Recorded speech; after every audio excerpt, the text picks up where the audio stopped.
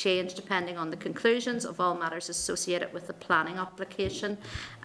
So with the planning process still to be finalised, the Department is not in a position to provide a definite date when the project might be completed. And in relation to sub-regional stadia programmes, officials are undertaking work to provide an up-to-date evidence base. This includes a club survey and a series of strategic decisions with key stakeholders. So members, any comments or content to note? Oh, go ahead, Alex. Sorry, Chair. Just on that, it is very helpful that come back, and I know there's a letter there from the Minister for Infrastructure that outlines the work that is ongoing in terms of the planning application. But I think when the Minister was on, we were asking more around cost and finance, which they have included the figure there. And while I accept that may be subject to change, I'm not sure how drastically that will change dependent on the timing of the conclusion of the planning application. She seemed to think it would change dependent on the detail of the approval of the planning application. But no, that's pretty useful. Thank you. Okay, and members, I suppose it's worth noting as well, members, that then the Minister will have to present these recommendations to the Executive for future implementation of the programme, so it's just worth remembering that as well when all of this comes together. Alex, you wanted to come in and make a comment? Yeah, just worried about the escalating costs. There's £34 million to find now. And, at a time when we need to support our workforce and businesses and our health service to get back to normal, hopefully, as we come out of the pandemic, and our education system to help our young people and stuff. I just don't know where this money is going to come from. I just think this is spiralling out of control, and I do feel that we really need to look at where this money is coming from. I do feel the GA are going to have to stump up a lot more money than they have. And I know they're claiming poverty at the moment, but we just can't fund a vanity project for an organisation which is actually very wealthy.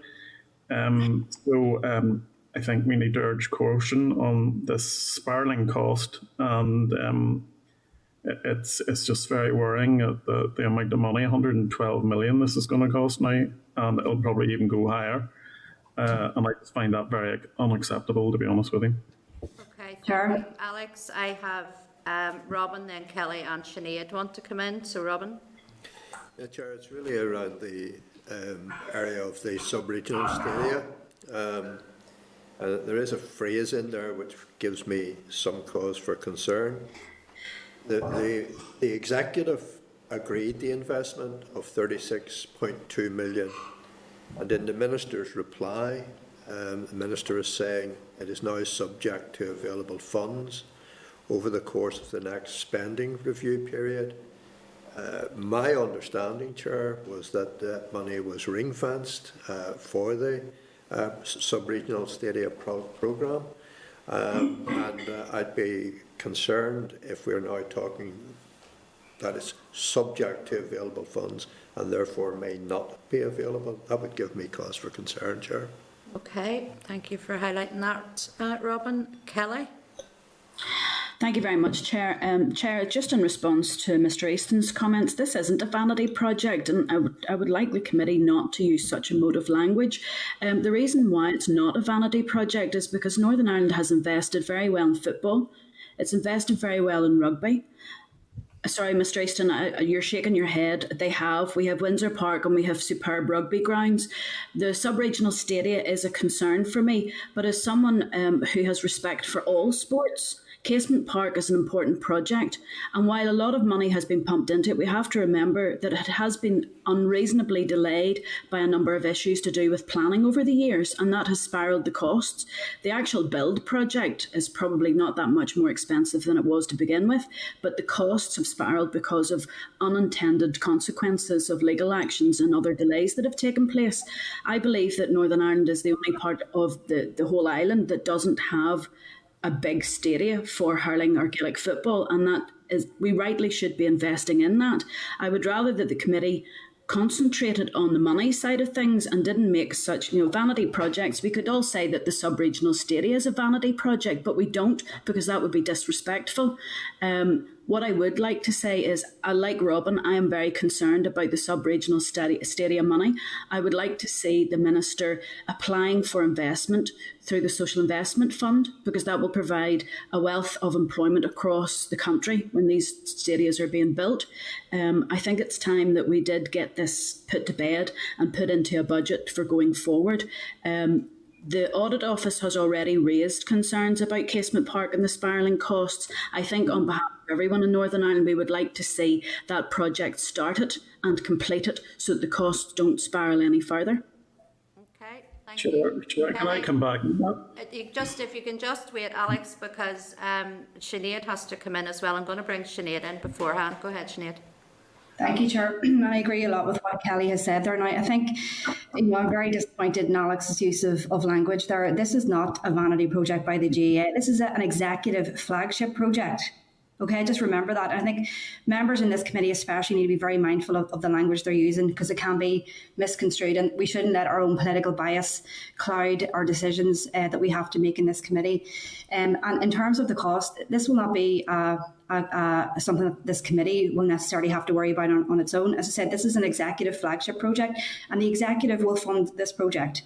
The executive has given commitment to it numerous times, and again through NDNA. So, I mean, people should be rest assured that the executive will find the money for this project. As Kelly said, Gaels rightly deserve this stadium. We have not had proper facilities to train in, to play in for many, many years.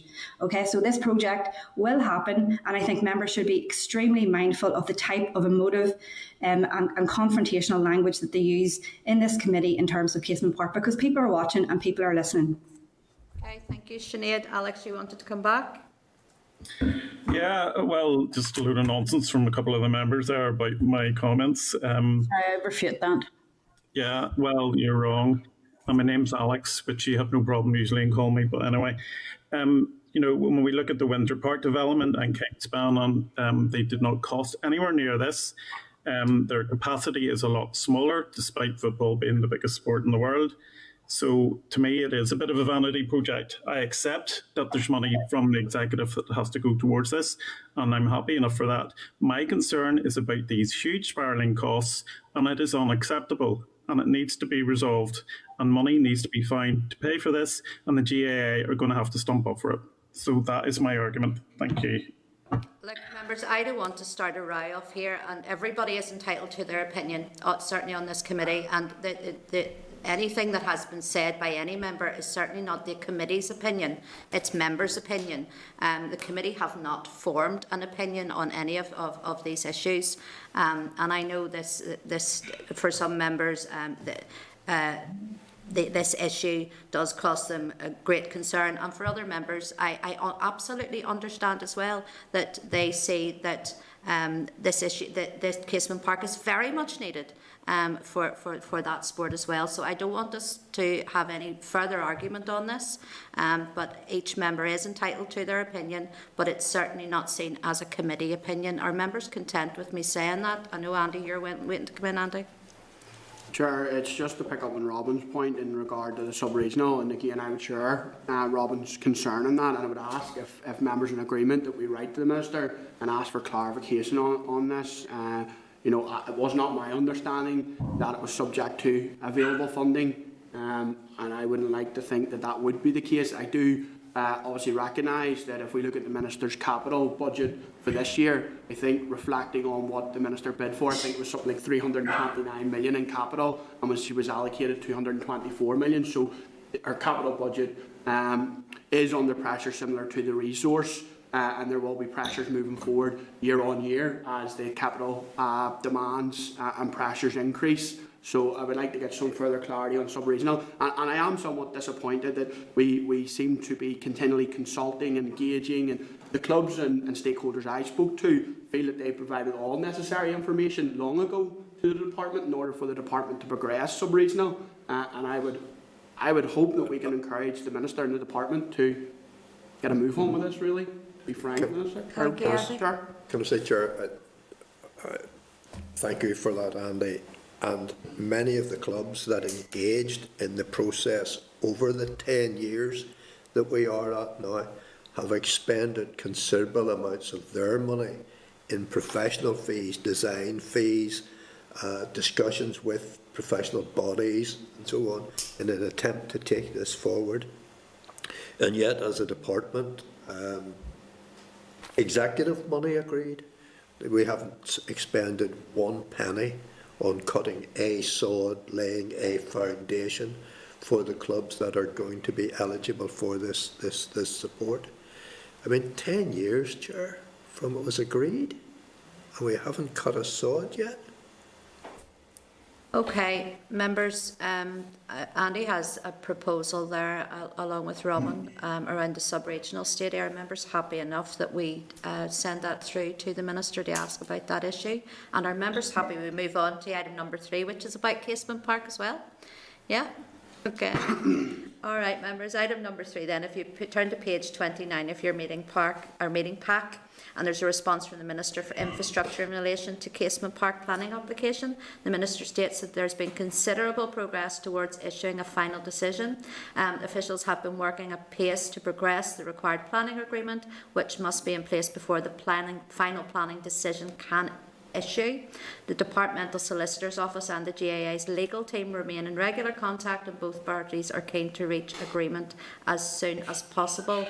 Given the required legal skills required for the drafting of the planning agreement, the Minister is satisfied that the appropriate staff complement from within the department is involved in the planning application. Again, members, can I ask, are there any comments on this? Are you content to note? Content? Yep, okay.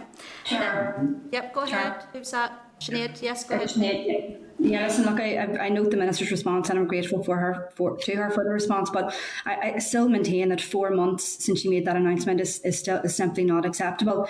And the Minister for Communities can't realistically develop the business case any further until we know what the plan and conditions are going to be. So I just want to reiterate my comments from the last time that we really need to get a move on. We need to see what the final plan and decision will say and what those conditions will be. Okay, thank you, Sinead. And I know you have brought this up on several occasions around the planning issue. Thank you. Sorry, go Chair, ahead, Mark. Yes, certainly, Mark. Sorry, I can't. You're not on screen, so I don't see you waving, but you do have your hand up. Sorry, go ahead. No, we've sort of danced this dance before. Planning is, there's a statutory process that has to go through, and it's a two-way process. It involves the Department of Infrastructure and the applicant. I think that letter sort of outlines that quite well, that there's been ongoing work and work continues between both of those. I think as the earlier debate, I'll call it, around Casement demonstrates, the Minister's problem here, the Minister for Communities' problem here around Casement isn't the planning, and I think very much this green form has been used as a red herring. I think that's what I said a couple of weeks ago. The issue here is going to be the finance. Now, the letter that we've got back from the department around Casement gives us a lot more detail on the finance than the Minister for Communities was able to tell us a couple of weeks ago. She says she couldn't tell us any of this. None of this could be done, or none of it was known because there was no green form yet. We do know roughly, we have a ballpark figure of what it's going to cost. The planning will go ahead. I'm certainly hopeful. The work's going on, and just to lash out and try and point and apportion blame here, there and everywhere, it's just not the way to get this. There are going to be enough battles, Sinead, for us to get this project that we both want and our parties both want very much. And so pick your battles. Yeah. Maybe you can have a word with your minister. We can get a wriggle on then more. Maybe you have a word with the finance minister about the money too, Sinead, sure. Okay, members. Okay, we're having one of those mornings. I don't know what's going on with this committee this morning. Okay, members, and thank you, Mark, for your comments as well. Are members content that I move on then? We could maybe get number 4. We're only on number 4, squeezed in before we start our witnesses. Members happy enough with that? Yes? You're earning your corn this morning, Chair. Okay, members, can I ask you then turn to page 31, where you'll see a response from the Minister of Finance in relation to budget pressures. The Minister states that in producing the draft budget, the Executive agreed to retain some COVID funding to allow departments time to refine their pressures. There will therefore be an opportunity for the Executive to consider any further demands on the funding available when finalising the budget. Again, can I ask members, are they content with this? Are content to note or any comments? No content? Or Kelly, have you a comment? You're sighing? Yeah, I'm not really content with it. My concern is that this ongoing debacle with, I know we've got a piece to do in the chamber next week on the budget, but a number of organisations are now putting their staff onto protective notice because yet again we cannot provide them with letters of offer or even an indication of what the budget will be. I think we all as parties have agreed that we need to have multi-year budgets going forward, and hopefully this will be the last one, but there's very little we can do about this as a committee at this stage. Okay, thank you, Kelly. Any other comments or content? I move on. I'll try and squeeze in one more before we go to first briefing. Yeah, content? Yes? Okay, members, can I then ask you then, we'll move on to item 5 on this, and that's at page 32. You'll see a response from the Minister for Health on queries to minimum unit pricing. The Minister has made a commitment to have a full consultation on this issue once the new substance use strategy has been finalised. The strategy is expected to be launched in the spring of this year, and the consultation will examine a range of possible options in respect of alcohol pricing. I know I'd asked the Minister a question around the minimum pricing in the Chamber on Tuesday, and he had said that he had hoped that by the end of this mandate the consultation would be out on that also, but it would be the next mandate that would be bringing forward the minimum unit pricing. That's so difficult to say. So members, are you content to note that item of business as well? Yeah, content? Okay, yes. Where are we time-wise? I think we might squeeze one more in. We'll go then to page 34 with a response from the Minister for Finance on queries to the UK Shared Prosperity Fund. It is anticipated the fund will be worth 1.5 billion per annum. However, the Department of Finance does not as yet have any details on its allocation priorities or delivery mechanisms on either the pilot or SPF. The Minister states that Whitehall engagement and information on the fund has been severely lacking, which has prevented meaningful engagement. The Minister also stated that he is actively working to secure this funding for groups in the voluntary and community sector and the wider community, and will continue to do so. I read that letter and found that very disappointing of how our Finance Minister is not getting that information from Whitehall. I certainly feel as a committee we should be supporting the Finance Minister. I would be more than happy if the committee were agreement to write ourselves through to the Westminster and to ask that this issue be addressed. Because I think we've heard from various groups within this committee in evidence sessions that are very, very worried about their future and the Shared Prosperity Fund. And how many of those great projects will possibly have to end, and we know that some of them had said it taken years for those projects to actually get up off the ground. So members in agreement with that we write a letter of support for the Finance Minister. Kelly, go ahead. I was going to say absolutely, Chair. If you weren't going to mention that, I was going to ask for it. Can we also perhaps add in the Secretary of State, because it would be useful perhaps if his influence could be used to explain exactly why this is so important for Northern Ireland. Other regions of the UK may not have had as much benefit of European structural funding as we have had over the years. But if we find that the replacement for it coming from Whitehall is going to undermine the work, especially in peace building and shared society building across Northern Ireland, then we have to call it out as something's going wrong here. I know and I appreciate that there will be hypothecated restrictions on this money when it comes here, but I do have major concerns. I think we should add in the Secretary of State as well to ask him to get in contact with Whitehall too. Okay, thanks, Kelly. Robin, did you want to make a comment? Yeah, Chair, that letter was written on the 15th of February. Is there not some clarity emerging within the past 24 hours? I am unaware. I haven't heard anything. You maybe know or have listened or heard something or read something. I haven't. Yeah, I thought so there we'll was. Check that. I thought there was, but I mean, agreement that we should write. Okay. Seek clarity on the matter, yeah. Okay, we can double check that, but I think we'd certainly need to support the Finance Minister in this for the sake of all of those groups that have written to us and come before us in this committee. All right, members, I am going to then suggest that we stop at that item and we'll move then into our evidence gathering on the bill, and then we'll come back. So I try and remember where I am, which will be doubtful. So bear with me, I flick through all of these pages. All right, okay. So then we're going to move then. Sorry, Mark, your hand is up before I move on. Or did you want to make comment on the last issue? No? Okay. All right, then can I ask then if all the members could be taken out of Spotlight, and then could ask if Karen Smyth, David Brown and Francis Burton be brought into the Spotlight. Members, we're moving on now to agenda item number 5, which is a briefing from NILGA on the Licensing and Registration of Clubs Amendment Bill. You'll find this agenda item at page 93 of your meeting pack, and then can I formally welcome Karen, David and Francis to the meeting today. I think, Karen, it's yourself that is going to give us a briefing. You have 5 to 10 minutes to brief us, and then that will be followed by questions from members. So please go ahead. Thank you very much, Chair. If I can just maybe ask Councillor Francis Burton, who is leading off our delegation. So Francis will be giving the introductory statement for us. Brilliant. Thank you. Go ahead, Francis. Good morning, members.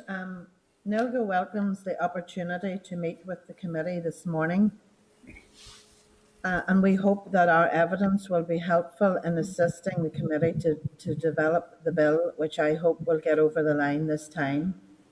Before we get into more detailed discussions, I should note that from the outset that the 11 councils are not responsible for liquor licensing, but we have a great deal of interest in this bill.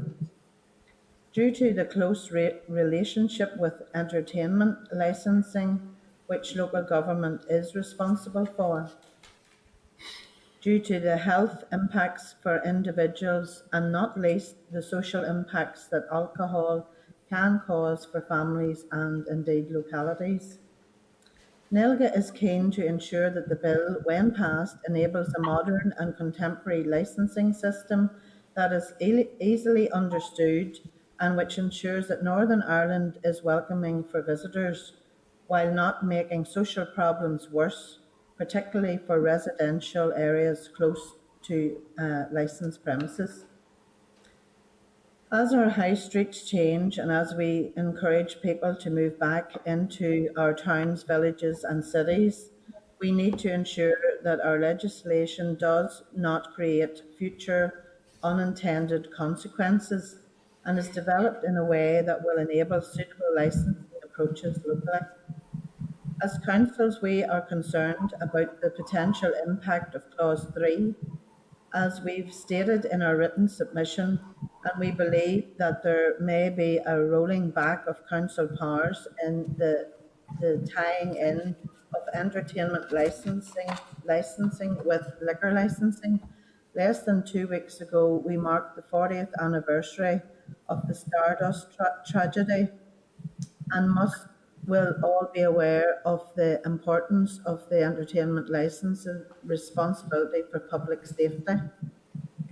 I would like to take the opportunity to again welcome clauses 6 and 8, which NILGA believes will be extremely valuable to local economies through licensing of major events, support for local producers, and by enabling retail sales at markets.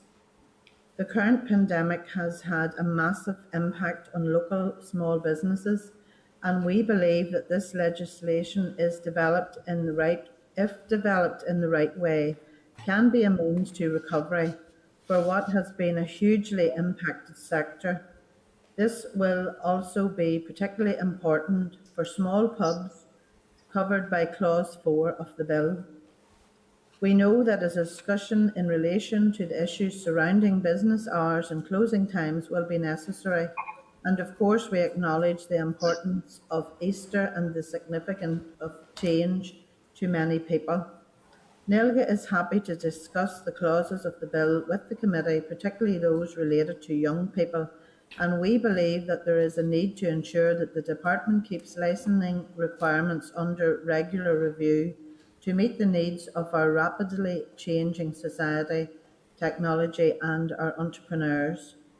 We are keen to ensure that as evidence-based approach is taken to the development of legislation and wish the committee well as it endeavours, which may require some research on licensing law in the countries where the largest number of our visitors originate and on relevant emerging technologies and innovations.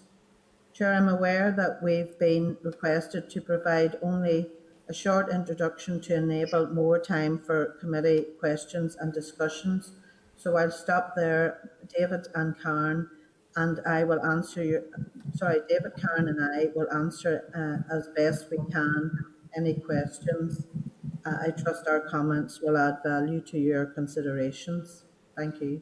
Thank you very much, Francis. And for many of us here in this committee, sat on councils for a number of years, and I remember certainly issues around antisocial behaviour and licensing and entertainment and all of those things, and the various trials that had set whenever I was on council. So I'm a bit interested on maybe looking at this clause 3 a bit more, on just how you feel this will affect the entertainment's licence tied to the liquor licence.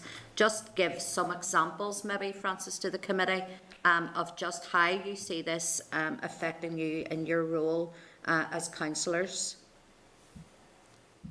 Chair, if I can maybe suggest that David Brown, who's the chair of the Institute of Licensing in Northern Ireland, might be best placed to answer that query on behalf of NILGA, if that's okay. Absolutely, go ahead. Yes, Chairman. I think it will sort of handicap the councils to the degree in how they do licence and regulate premises, particularly late at night.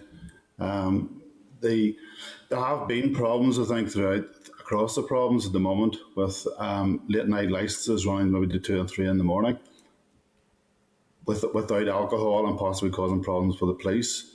But I do think it will very much limit what the council can do to try and alleviate the problems for people in the local areas. Because I think the councils are really the best place to deal with complaints and problems around late night activities. Okay. Can you give an example of any kind, just to help the committee, just to see this in their mind's eye, of where you would see that, how a problem would arise? Well, I think the council, I mean there's some places, maybe speaking from my own area, we have hotels. So we had a hotel outside the borough, which we did allow to operate at 3 in the morning. It did allow then, for this. We've been talking in other parts of the legislation about dispersing people and giving them a longer time to be on the premises before, so that they don't all go out at once. So the premises were able to operate on for a time, allowed to serve tea and coffee, etc. after the drinking and disperse slowly. But possibly within the towns, we would never have allowed a late night licence like that because of the activities and the disruption that it would cause to local residents. But I think councils are better placed to deal with it, to look at those issues. I suppose you're absolutely right. Councils and councillors are very much live within their communities and work within their communities and actually know where the hot spots are and know where the problems are. So that's where the angle you would be coming from there, I assume then, yeah? It is, yes. I think we are better placed. And also it's probably, to deal with a problem, I think it's quicker for the councils to deal with that through the our licensing system than to have to maybe to go back to court for the courts to deal with those problems, which is expensive. And I think the general public don't particularly like to go to court to maybe get a late night license or licenses, put an objection into those through the court system rather than our system.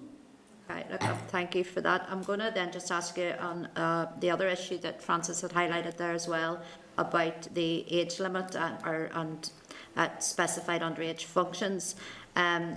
Do you have a view on what that, you'd made comment about a lower age limit in your submission. Have you any idea of what you would see that lower age limit to be? Do you want to do it? Sorry, Chair, maybe if I could come in on that. Certainly, whenever we looked at the bill proposals, it seemed to us that it was very much geared towards teenage events. And I suppose really it's just to allow clarity for licensing officers in relation to the age of children who would be allowed to be at those events. And I mean, really, I suppose whenever you're looking at like younger children, you might be more talking about the family type events like weddings or christenings or whatever. And certainly the main concern that was expressed to us was really in relation to the young people's events, particularly that whenever they get to a later stage of the night, that there's a danger when if everybody is released into the street together, there's a danger for young people mixing with older people, with adults who have been drinking. And also really the consideration is that we were very supportive of the clauses in the bill which required parental supervision of younger children as well. So it's really just to make sure that there's clarity and that sort of cut-off point to, I suppose, support teenagers who want to have events in grown-up premises, but not, to protect the much younger children as well. Yeah, and I suppose that issue actually hasn't been highlighted with us as yet, and you make a good point there, where you do have an underage function that is possibly finishing at the same time as other events or functions or general drinking in a bar of a premises, and everybody's spilling out onto the street together. And I know you'd create the 1 a.m. finish for underage functions. Would you have a view then that should be set at a different time? Chair, I think it's back to that local flexibility and what's appropriate in particular areas. And I think that David has made the point about the fact that councils have maybe greater flexibility than the regional court system would have in relation to that kind of decision making. And there will be areas where it will be suitable for underage events to be run in a certain way, and other areas where it wouldn't be. But maybe, David, if you want to come in on that, that would be helpful. Sorry, on the question of underage? Yes. Yeah, I mean, underage discos have always been an issue, I think. Certainly from my experience over the years, they have been problematic because of the lack of control of those discos and putting proper measures in place for them. So I think any legislation that the Assembly does bring forward certainly needs to look very carefully at how there's greater controls put on those types of functions. And certainly that there should be a distinction, I think, made between those types of functions in licensed premises and a normal disco. So there is a distinction there. But it certainly needs to be greater guidance for the council if we are going to have these discos that we can control and monitor them to a greater degree. Okay, thank you both. You've made some good points there. I'm going to open up for members. I have Kelly and then I have Robin. So can any other members please signify if they want to come in? Kelly, can I go to you? Thank you very much, Chair. Thank you very much all for your presentation today. I'm just as you guys have been speaking there, I have other questions, but I'm just thinking, do we need to be clear on the council's enforcement powers then? Do there need to be more clarification, or do they need to be strengthened where councils will have responsibility for licensing and there are abusers of that? I've met with some people outside of the committee just to ask questions about this joining up of the alcohol licensing with the entertainments licensing, and it is causing some concern. But do you think then, in order to manage that the council would need to have more enforcement? Because there is concern out there that there are a number of venues who flout the rules and nothing seems to be done about them. There is things being done about them, of course, but people just don't see enough being done. Would you rather that the council had more enforcement powers instead of it going to court? So I'll answer. From my point of view, there's a distinction between what the police can do and what the councils can do. I think both parties know what they can do, but I think both have to be very proactive in how they take forward those issues. So Whereas at the moment councils are granting entertainment licences maybe to 2, 3 in the morning. They only control the entertainment within that premise and the safety of the people within that premise, but they're not controlling people consuming alcohol or maybe an underage drinking or all the rest of it. That's a police issue. So whether there needs to be a movement that the council will get more powers to deal with that, I don't know. But our role is safety and noise disturbance, and I know the police have a role in that too. But there is sometimes there's a mismatch. I know certainly in my own area, and over the years we worked very closely with the police and tried to align those issues. There's also, I think, within both parties need to know what the other party can do. The police need to know what the council can do, and we need to work in tandem, and those powers need to certainly be strengthened and looked at.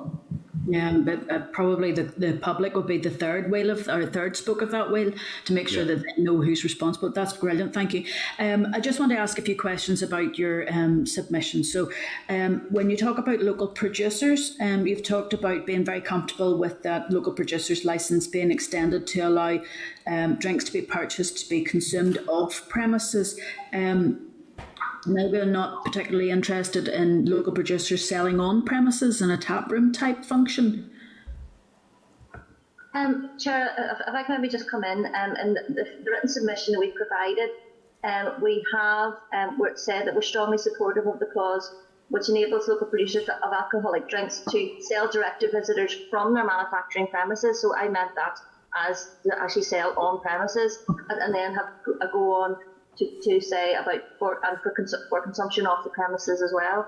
So it's maybe I have maybe phrased it badly. Certainly, I don't think that there was an issue with the tap room idea at all. I think that is we would support that.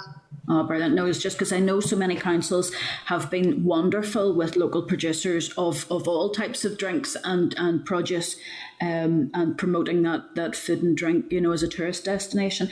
The other thing I wanted to ask you about, and it's a very pertinent point actually you brought up, and I think you're probably the only group that has, when you talk about online orders and deliveries to people, and it's where the order comes from outside of Northern Ireland, how that can be controlled. And you've mentioned about the delivery companies would have to take responsibility on that.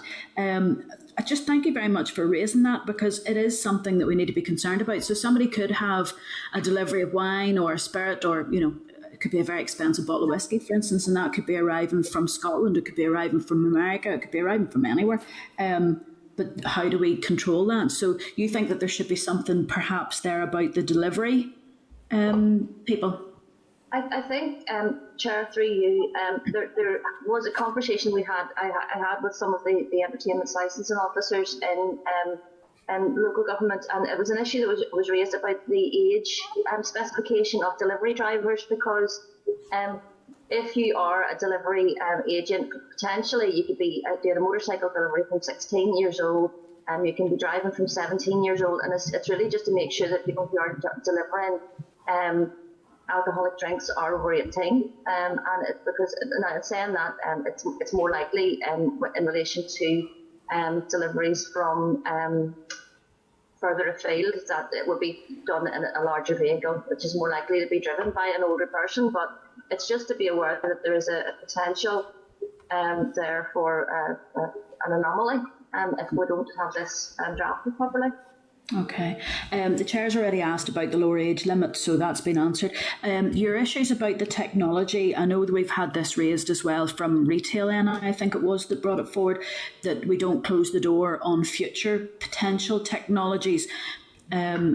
May require an amendment. I'm just thinking, is there anything that you could suggest? Because we are quite keen to prevent vending machines, but I know that you've raised quite a number of options that would be available, including the robots, which was an interesting one. But I'm just thinking, is that what you want us to be able to leave as flexible as possible to allow the door to open then through the legislation for future technology?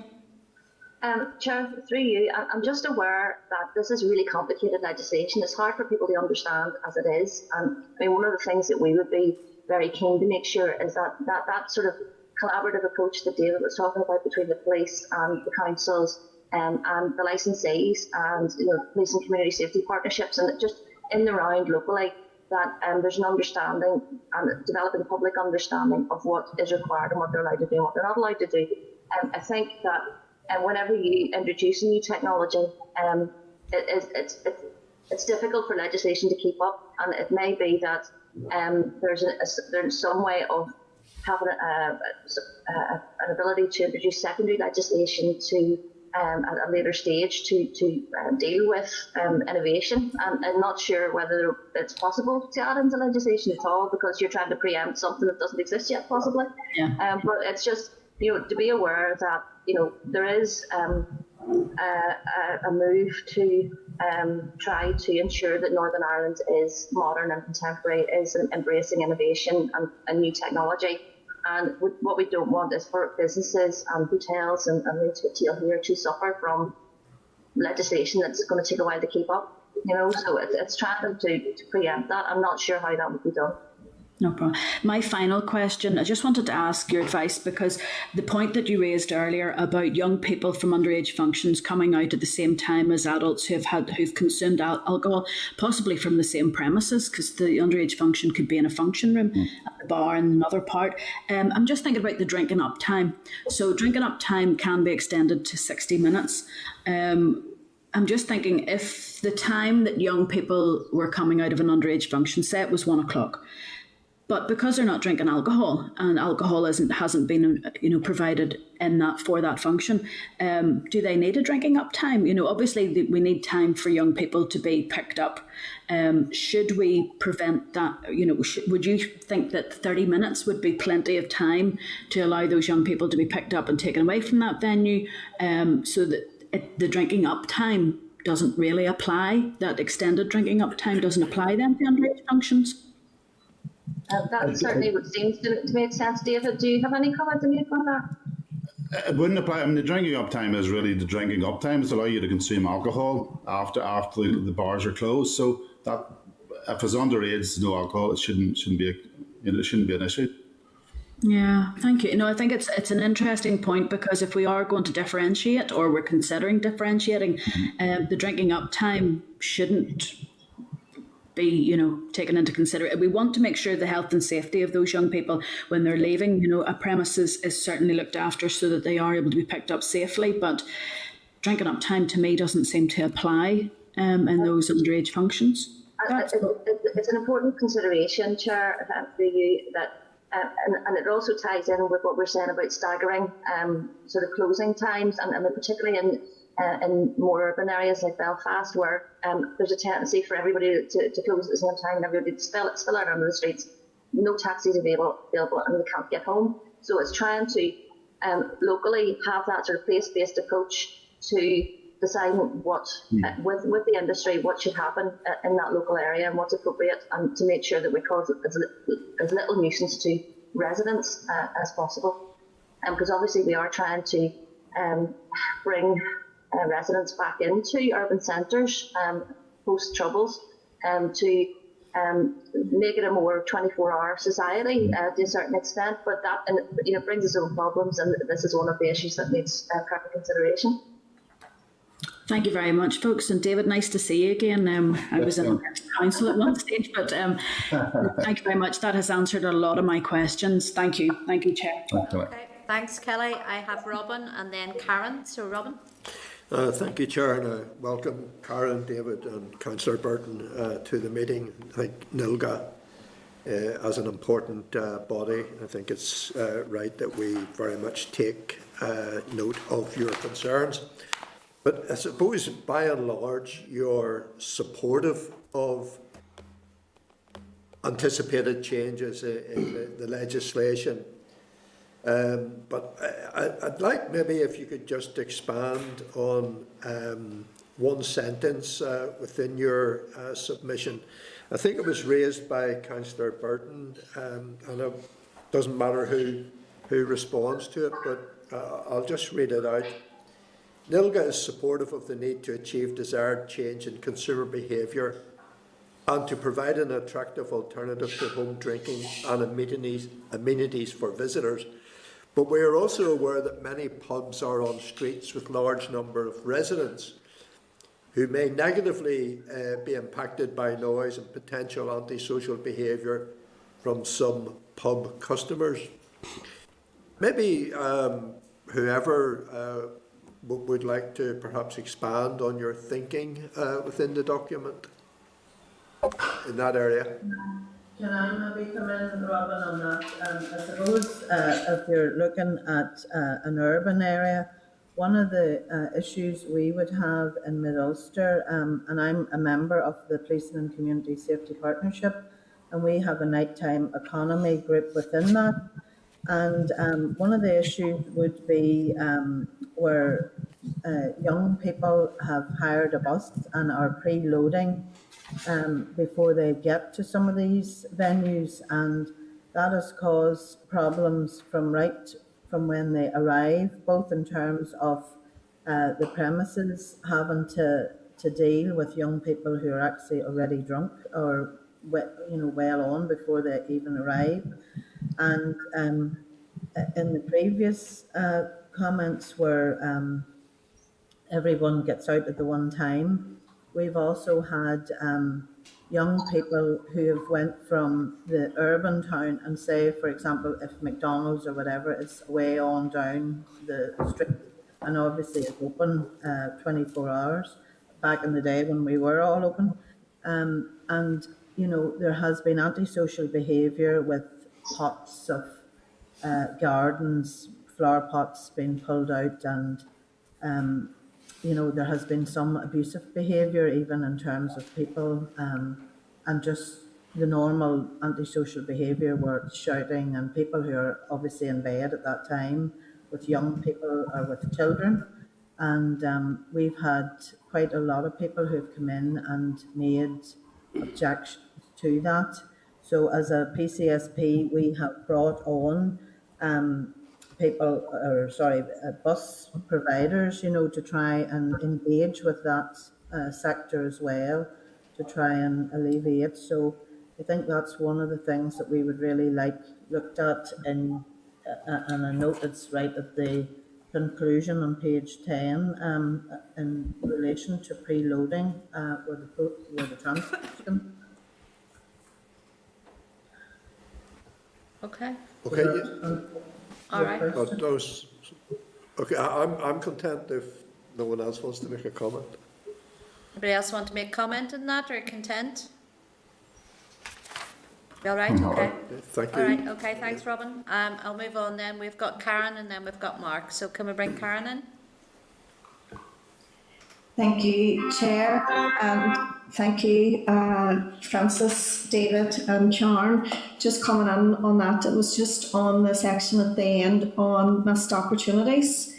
And I know, Francis, you just finished off there, you talked about no legislation being in place to stop on board drinking on buses when people are attending events, but also I found it really interesting. He's raised a really good point around party buses and taxis, which we see in some cities. We don't have them at all, but they were, when we were out and about and allowed to celebrate stuff, they were being used more.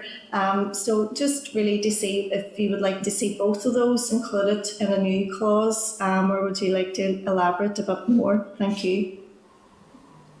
I think, Chair, through you, these were issues that were raised with the DEN committee that I think that we last came to in 2017, and certainly the party bus issue was raised at that stage, and I'm not sure that it's one of those issues that it's going to be quite difficult to deal with. I would really like to see, I think NILGA would really like to see something going into the legislation about this.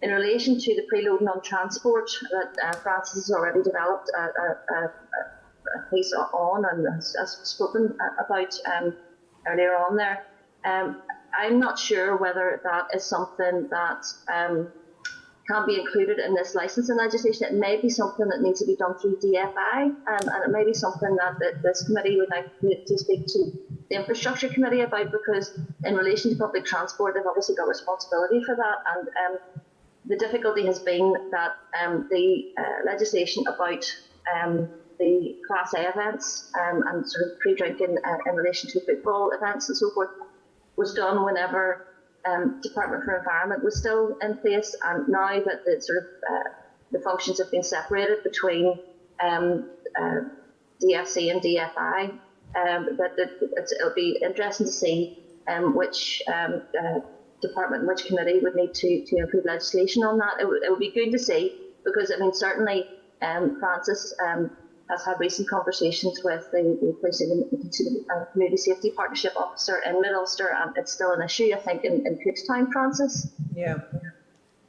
So it's happening in various centres, bringing in young people from rural areas into towns, county towns, and I think it's something that needs to be addressed in some way.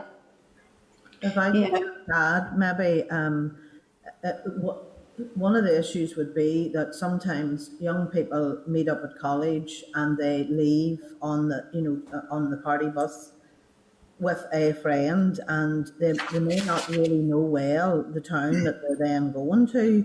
So if they arrive intoxicated and the friend goes off with someone else or goes on into the establishment, we have found that we've actually had to bring on, like, street angels, they're called in Cookstown, where they have worked with some of the venues to try and ensure that whenever these type of incidents happen, that young person is not just left on the street abandoned, because we've found at times that there is young people who are actually left on the road, which is obviously a danger for them in all types of, they could be attacked or assaulted or whatever.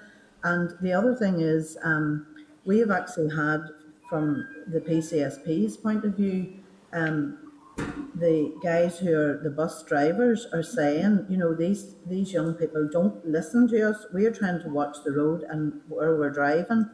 We do not have the power to take the alcohol off them. You ask them to sit down politely. Sometimes they do, sometimes they don't. So it can be a real distraction to the bus driver as well. So it brings up all kinds of antisocial behaviour, because also then sometimes they want the bus stopped, and that brings urination into villages and all kinds of unpleasant happenings. So, if you could take a look at that, I think we would really welcome that something is done on that. I think it is a separate issue, though, Chair, about the party buses, because I mean certainly there are repurposed fire engines, there are people carriers that whenever you open them, they're all disco lights and music inside, and I mean obviously they're designed and created specifically to have a party in the vehicle, and it's just that there is a real grey area there, because there's no control over that at all. Yeah, I agree, Sharon and Francis. I suppose I wouldn't be over the detail either. I'm not sure if DFI are looking at it. It is something that we need to look at, because she's making very good points there. Even what Francis was saying, there's a lot of responsibility there on the bus driver, and a lot of potential dangers there for the users, and particularly young people who don't see any danger whatsoever. So I thank you for including that in the briefing, and it's hopefully something we'll follow up as a committee. Thank you very much. That's me, Chair. Okay, thank you. Thanks for bringing that up, Karen. I know I did hear some comment about that in the chamber on Monday or Tuesday. I don't know whether it was at one of the question times about drinking on public transport, on buses and things like that. I know the party buses are slightly different, so we could maybe get a wee bit more information on that. So thanks for bringing that up, Karen. I'll have only one more member that wants to ask questions, and that is Mark. So can we bring Mark in? Thank you, Chair, and thanks to the team from NILGA for coming in and for their submission. I'd be going to come in on the bus issue. Hopeful maybe that NILGA might have some proposed solutions, because it is a pretty complex issue. It's one, as Karen says there, it's one that I actually remember grappling with when I was in Department of Environment. So there's DFI with the potential responsibility, DFC, but then there were also, I remember health getting involved at one point, and justice as well. It is pretty complex. I don't know if we're going to sort it out here today or in this legislation, but it definitely is something that we need to come together on. It's difficult, it's complex. You know, I remember at one stage someone coming forward with a proposal that you just ban alcohol on buses, but that can't be done either, because that would apply just as much to the man or woman who'd been to Marks and Spencer's and got their shopping, got a meal deal that included a bottle of wine, and jumping on a bus to go home. They'd be breaching that as well. It's difficult, all right. But just, and we'll move on from the buses. I think we'll be hearing shortly about the phenomenon of roadside pints, which cropped up during the lockdown, whereby licensees were providing alcohol from vans or vehicles to customers' homes. Now, this may have been a pandemic-related phenomenon just in the end, when we can all get out of our houses and the pubs again, but it could also be part of a wider societal shift to home deliveries and businesses adopting accordingly. I was just wondering, did NILGA foresee any problems with this? Chair, there's a couple of different issues there. I mean, there's one in relation to, we've already touched on, about the delivery drivers and making sure that they are in the right age bracket. But I mean, really, the part of the issue for getting the licensing regulations right and licensing legislation right is to try to deter people from sitting in the house alone and drinking a huge amount of alcohol. I mean, it's essentially to try to get the people out into pubs and creating a more social culture that is a responsible drinking culture. And I think that, I mean, certainly I know that there was a premises near me who was delivering draft pints at the roadside during the lockdown. I'm not sure whether that's still continuing, but you know, it was seen to be a service to people who weren't able to get to the pub. You know, so it's as I said about innovation, people will look at and will be entrepreneurial, and we need to encourage people to be entrepreneurial, but in the right way. So there are a number of issues there that need to be taken into consideration, and I'm not sure that that those aspects are going to be solved within this legislation. But certainly, it's something that we need to take into consideration, whether or not there's a limit to the amount of alcohol that an individual is able to purchase from in that delivery context. But then that's leading into difficulties with individual freedoms, and you know, it's maybe allowing things to happen from supermarkets where people can go and get alcohol themselves, and sort of causing difficulties for smaller retailers. You know, so there's a lot of considerations that would need to be really looked at. Okay, thank you, Karen. That's me, Chair. That'll do for today. Thank you. Okay, Mark, thank you, and thank you again for highlighting some issues as well that haven't been highlighted. Members, no one else wants to make comment or query at this stage. Look, can I thank you, Francis, Karen and David, and NILGA in general, certainly for the submission that you put in, but also for coming and briefing us here on the committee today. You've certainly highlighted some issues that haven't been highlighted before, which is great, and certainly your input has been invaluable. So thank you very much for joining us. Sorry, Kelly, did you want to come back in again? Your hand's up. Sorry, yes, Chair. I just wanted to say, when I received this paperwork on behalf, from the guys, I had a wee bit of an investigation. When Mark was Minister, I have to declare an interest and say that I was on the Alcohol on Buses working group with the DRD at that stage, or he was with the Department of the Environment. The Justice Act 2011 already prevents anybody from travelling on a coach to sports matches and consume alcohol in the bus. Mark has raised the issue. It's PSV licensing that is the mechanism through DFI. PSV is the Public Service Vehicle Licensing. And as some have raised there, the problem is that when a driver is at the front of a vehicle, how do they see? They can't have eyes in the back of their head. How do they see when they're driving safely if anybody is actually drinking? So the only way to do that is to prevent opened bottles or cans or whatever it is on the buses. So the preloading is a massive issue. I think we've mentioned it before, Chair, if we could write to the Department of Infrastructure just to ask for an update on their proposals for PSV licensing and alcohol on vehicles. It might be useful as well if we could get a copy of the relevant part of the Justice Act shared around everyone, just so that everyone's aware of that connection with the sporting matches. Okay, thank you, Kelly. Thank you for that, and thank you. We'll action that as well. Okay. Well, my screen's gone off. No, it's back again. As I was saying earlier, Francis, Karen and David, thank you very much for coming in front of committee today. Thank you.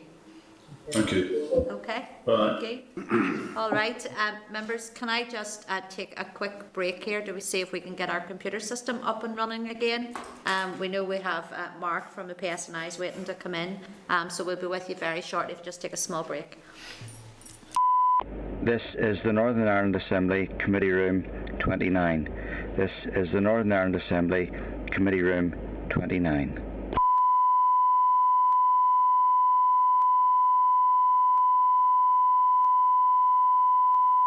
This is the Northern Ireland Assembly Committee Room 29. This is the Northern Ireland Assembly Committee Room 29.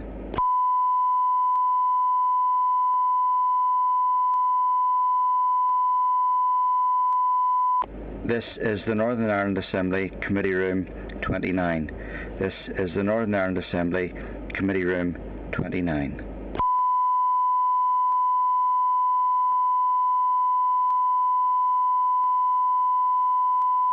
This is the Northern Ireland Assembly Committee Room 29.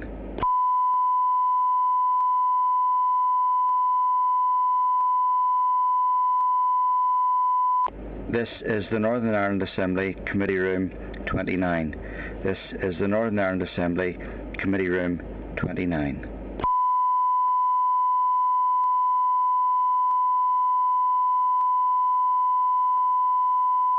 This is the Northern Ireland Assembly Committee Room 29.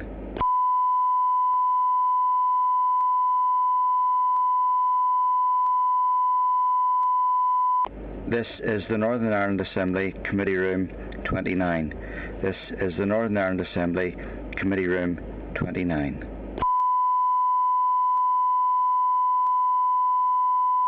This is the Northern Ireland Assembly Committee Room 29. This is the Northern Ireland Assembly Committee Room 29. This is the Northern Ireland Assembly Committee Room 29. This is the Northern Ireland Assembly Committee Room 29. This is the Northern Ireland Assembly Committee Room 29. This is the Northern Ireland Assembly Committee Room 29.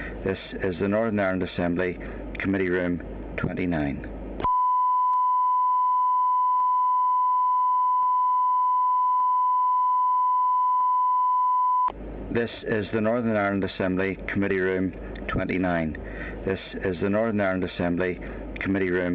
29.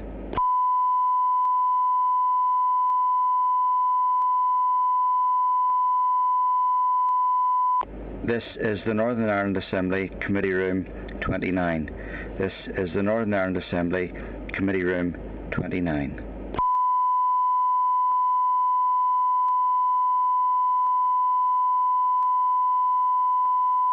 This is the Northern Ireland Assembly Committee Room 29. This is the Northern Ireland Assembly Committee Room 29.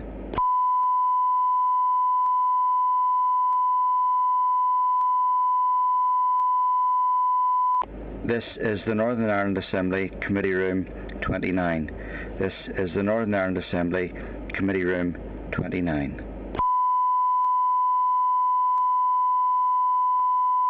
Room 29. This is the Northern Ireland Assembly Committee Room 29. This is the Northern Ireland Assembly Committee Room 29.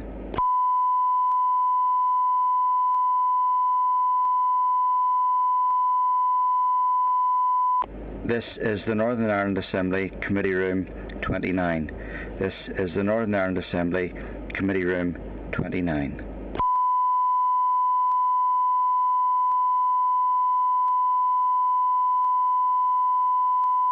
This is the Northern Ireland Assembly Committee Room 29. This is the Northern Ireland Assembly Committee Room 29.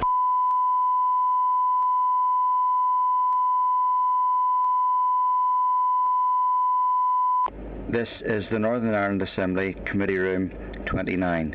This is the Northern Ireland Assembly Committee Room 29.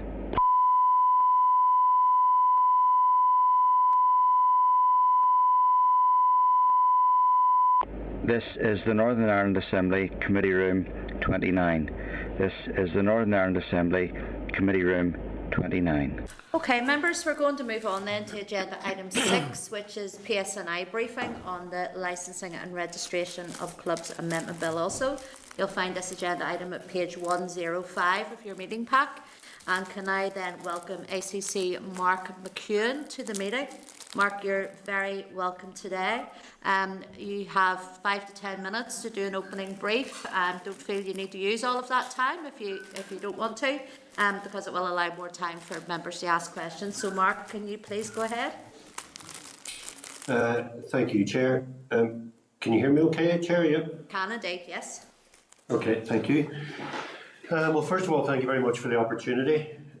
We really welcome the review. We're very keen to help and play our part in bringing licensing legislation up to date. And I think what's really important here is providing clarity for the public, for businesses and for ourselves and other enforcement agencies. Legislation is clearly a key aspect of enabling businesses to thrive, to enable a thriving nighttime economy and ensuring people are able to enjoy themselves and are kept safe. It is one aspect of that. It's obviously the most important, but there, as members are aware, there are other elements to that in terms of how we manage events and how we actually manage these things on the ground. And sometimes legislation can have unintended consequences. So we really welcome the amount of consultation and thought going into this. Of course, we want to play our part in enabling that thriving nighttime economy and people to be able to enjoy themselves, balancing that with the needs of other businesses in various areas and the rights of people to enjoy their home. We're very keen to work collaboratively both through this process and in the joint inspections that we carry out with councils. We hope to see that continue. And indeed, throughout coronavirus, for the first time we had representatives of the Department for Communities out on those inspections with us, and we found that really helpful and informative. And I think working in that collaborative way enables us to create that environment we've talked about and to deal with those who step outside of that and who put people at risk. Just working through, I'm quite happy to run through the sort of clauses that we think are of particular importance to ourselves and as part of this review, and give a quick view of it and then take questions. So in terms of I think it's clause 2, the shift from Article 44 and Article 44A, the change of up to 104 times per year, and the ability for licensees to apply through the court for an extension.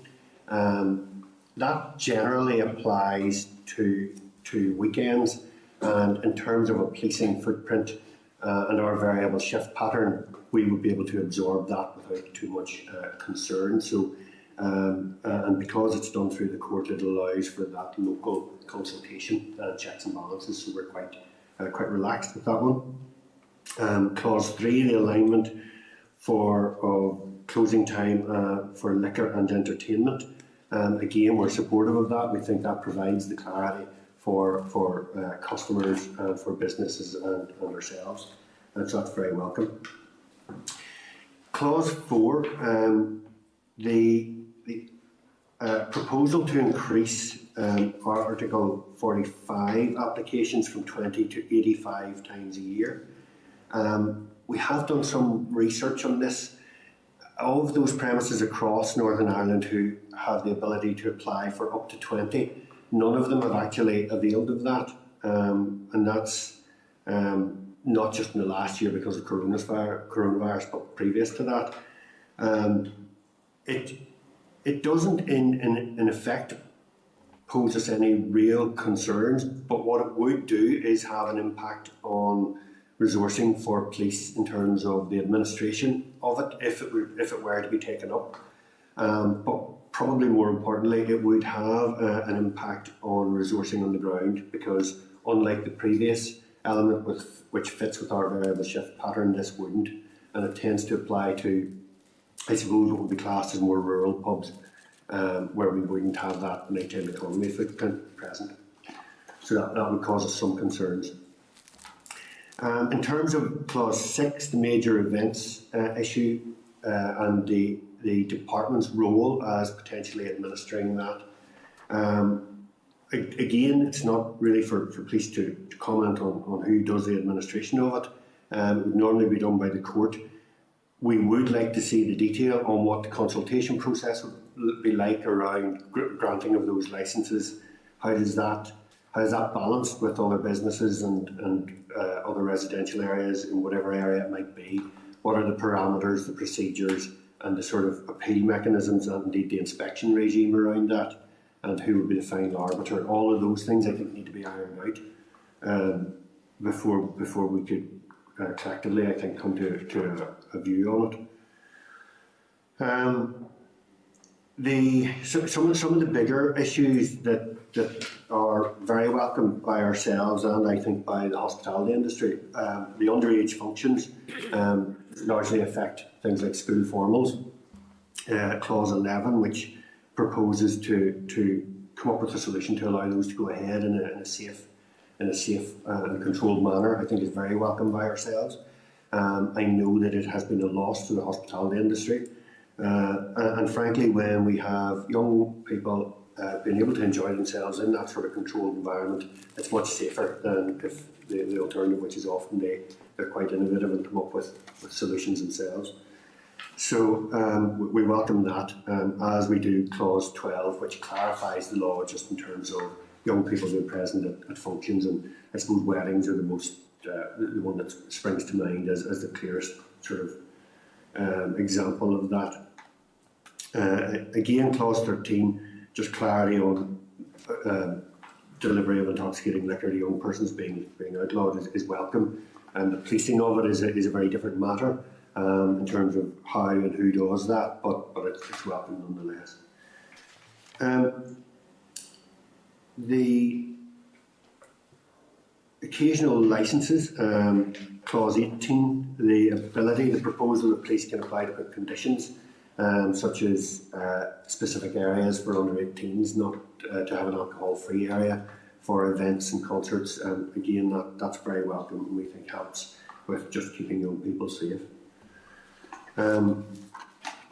So, in essence, those are the main aspects of this for us. The clause 22, the sporting clubs, we have no objections to that, and many of the others are sort of probably lower down the list. So I'm keen to allow people to have questions and a good dialogue on this. So I'll probably just leave my opening remarks there, Chair. Okay, Mark, thank you. Thanks very much for that, and thank you for your submission as well. Mark, I suppose this actually would have been very interesting for the committee had we been in normal times to actually have spent some time with their local police officers at night. I'm someone who is a Belfast MLA, but also someone who served as a police officer for 10 years in Belfast and remembers very well. Way back then, you're talking some time ago, you're talking 30 years ago, just the pressures that the police were under when it came to that sort of 1 a.m. time frame, and getting called all over the place because of various antisocial behaviour. And actually quite a lot of it was more to do with very vulnerable people actually that needed help rather than the antisocial behaviour. So it would have been really quite good for the committee to be able to spend some time yourselves at our nighttime economy, but sadly with COVID that's not doable. I just want to pick up on just a couple of points. You had said there from what you'd said that the PSNI, you believe, do have the resources to cope with the increased demand, whether that is the occasional licences or the drinking up time, and that is good to hear that from you. I just want to then just ask you, you'd said there about, you'd stated in your submission about the introductory of the 1 year trial period, and you would support that 1 year trial period. Now we know that it's not within the bill. It's not written within the bill that must take place. Do you think that needs to be included in the bill then, that we look at that? I know it's been brought up by other people as well. Yes, Chair. I mean, it's interesting when you say the pressure that comes at 1 a.m. with kicking out time, if you like. We think that the 1 hour drinking up time would alleviate that somewhat and just allow for a better flow. As I mentioned at the outset, there are other aspects to the implementation of this to create a safe environment. So the transport infrastructure needs to be right.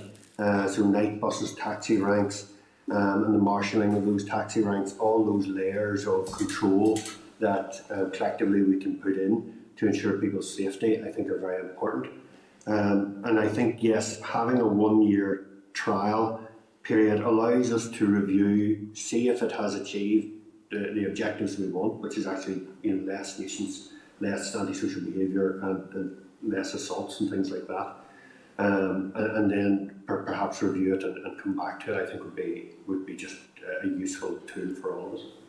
Yeah, again, I'm old enough to remember whenever, when I was in my 20s, there was a 24-hour bus service. I remember many times getting the bus home from the city centre, and bus drivers were absolutely fantastic, especially with the females. They nearly left you off at your front door rather than at a bus stop, to be walking. So I do remember that, and I remember it did work very well then. So I do think certainly you're absolutely right. Our transport infrastructure does not support quite often our nighttime economy. When you have, I know certainly the last time I was in Belfast a few years ago, had to try and get a taxi home. I think we had to wait to 3 a.m. to get a taxi back home, and sort of just started walking at that stage along the road. And okay, it was a group of us, so I wasn't alone, but we have heard of many people who do walk home from Belfast on their own. I've heard of people who have walked up motorways, who walk along the West Link. I know of someone who was killed on the West Link doing that several years ago. So that's certainly an issue that we do need to pick up on. It's not for this bill, but it's certainly an issue that that needs to be addressed. I just then want to go to the issue around our local producers, and I know that you're in favour of the producers' licence and for them to be allowed to sell their product on site, sealed in containers or bottles. The committee have heard from many witness sessions for and against the issue of tap rooms. I have to say, probably we've heard more in favour of this than against this. Just what would be the PSNI's view on the operation of tap rooms? So the operation of tap rooms, I suppose, our concern would be it has the effect of creating quite a number of other licensed premises, potentially in rural premises or rural parts of the country where we don't. It's a bit like the Article 45 being opened up to those who have an Article 44. It creates a demand that isn't currently there, which we are not. We don't have a policing footprint to deal with. Should it create things like antisocial behaviour or just noise and the need to have a policing presence at it? I'm not suggesting we're going to become major issues around them, but should they require a policing response, then they will be in areas that potentially we don't necessarily have the resource footprint for that at this time. So we would have to work our way through that.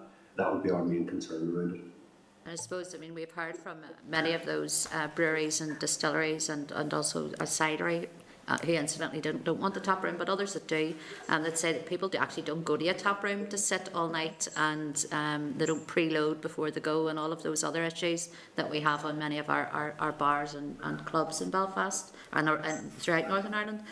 But I suppose then you're looking at unintended consequences then of what may happen in the future. Is that where you're coming from?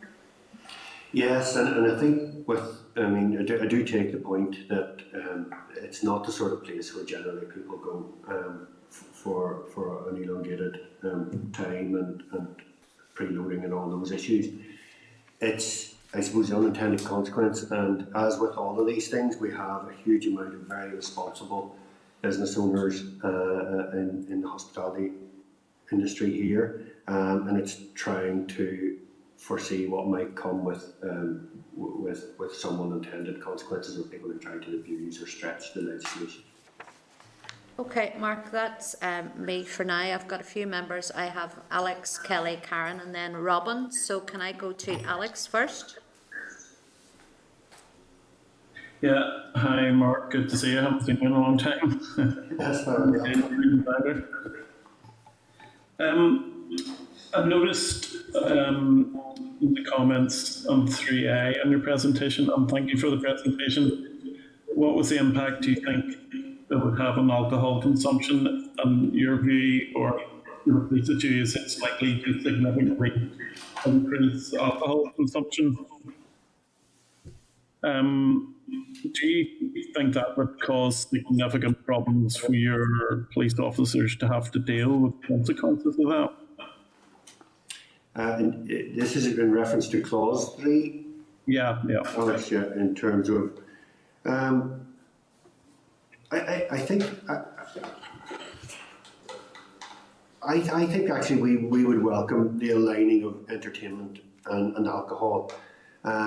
It may have the impact if it is extended in terms of alcohol licensing times of increased consumption, but I think a bit like the drinking up time in the trial period, we haven't asked for a trial period for this because we do think it provides clarity.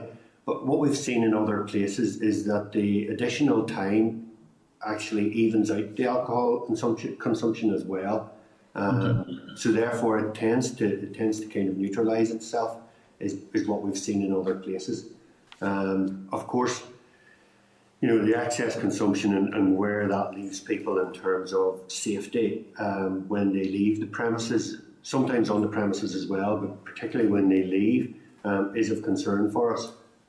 Again, a bit like the drinking up time, if this is extended, you tend to find that you don't have everybody leaving at one time, which helps with that safety. And then there are all those other layers that we need to put in around it that we've talked about around transport and things like that.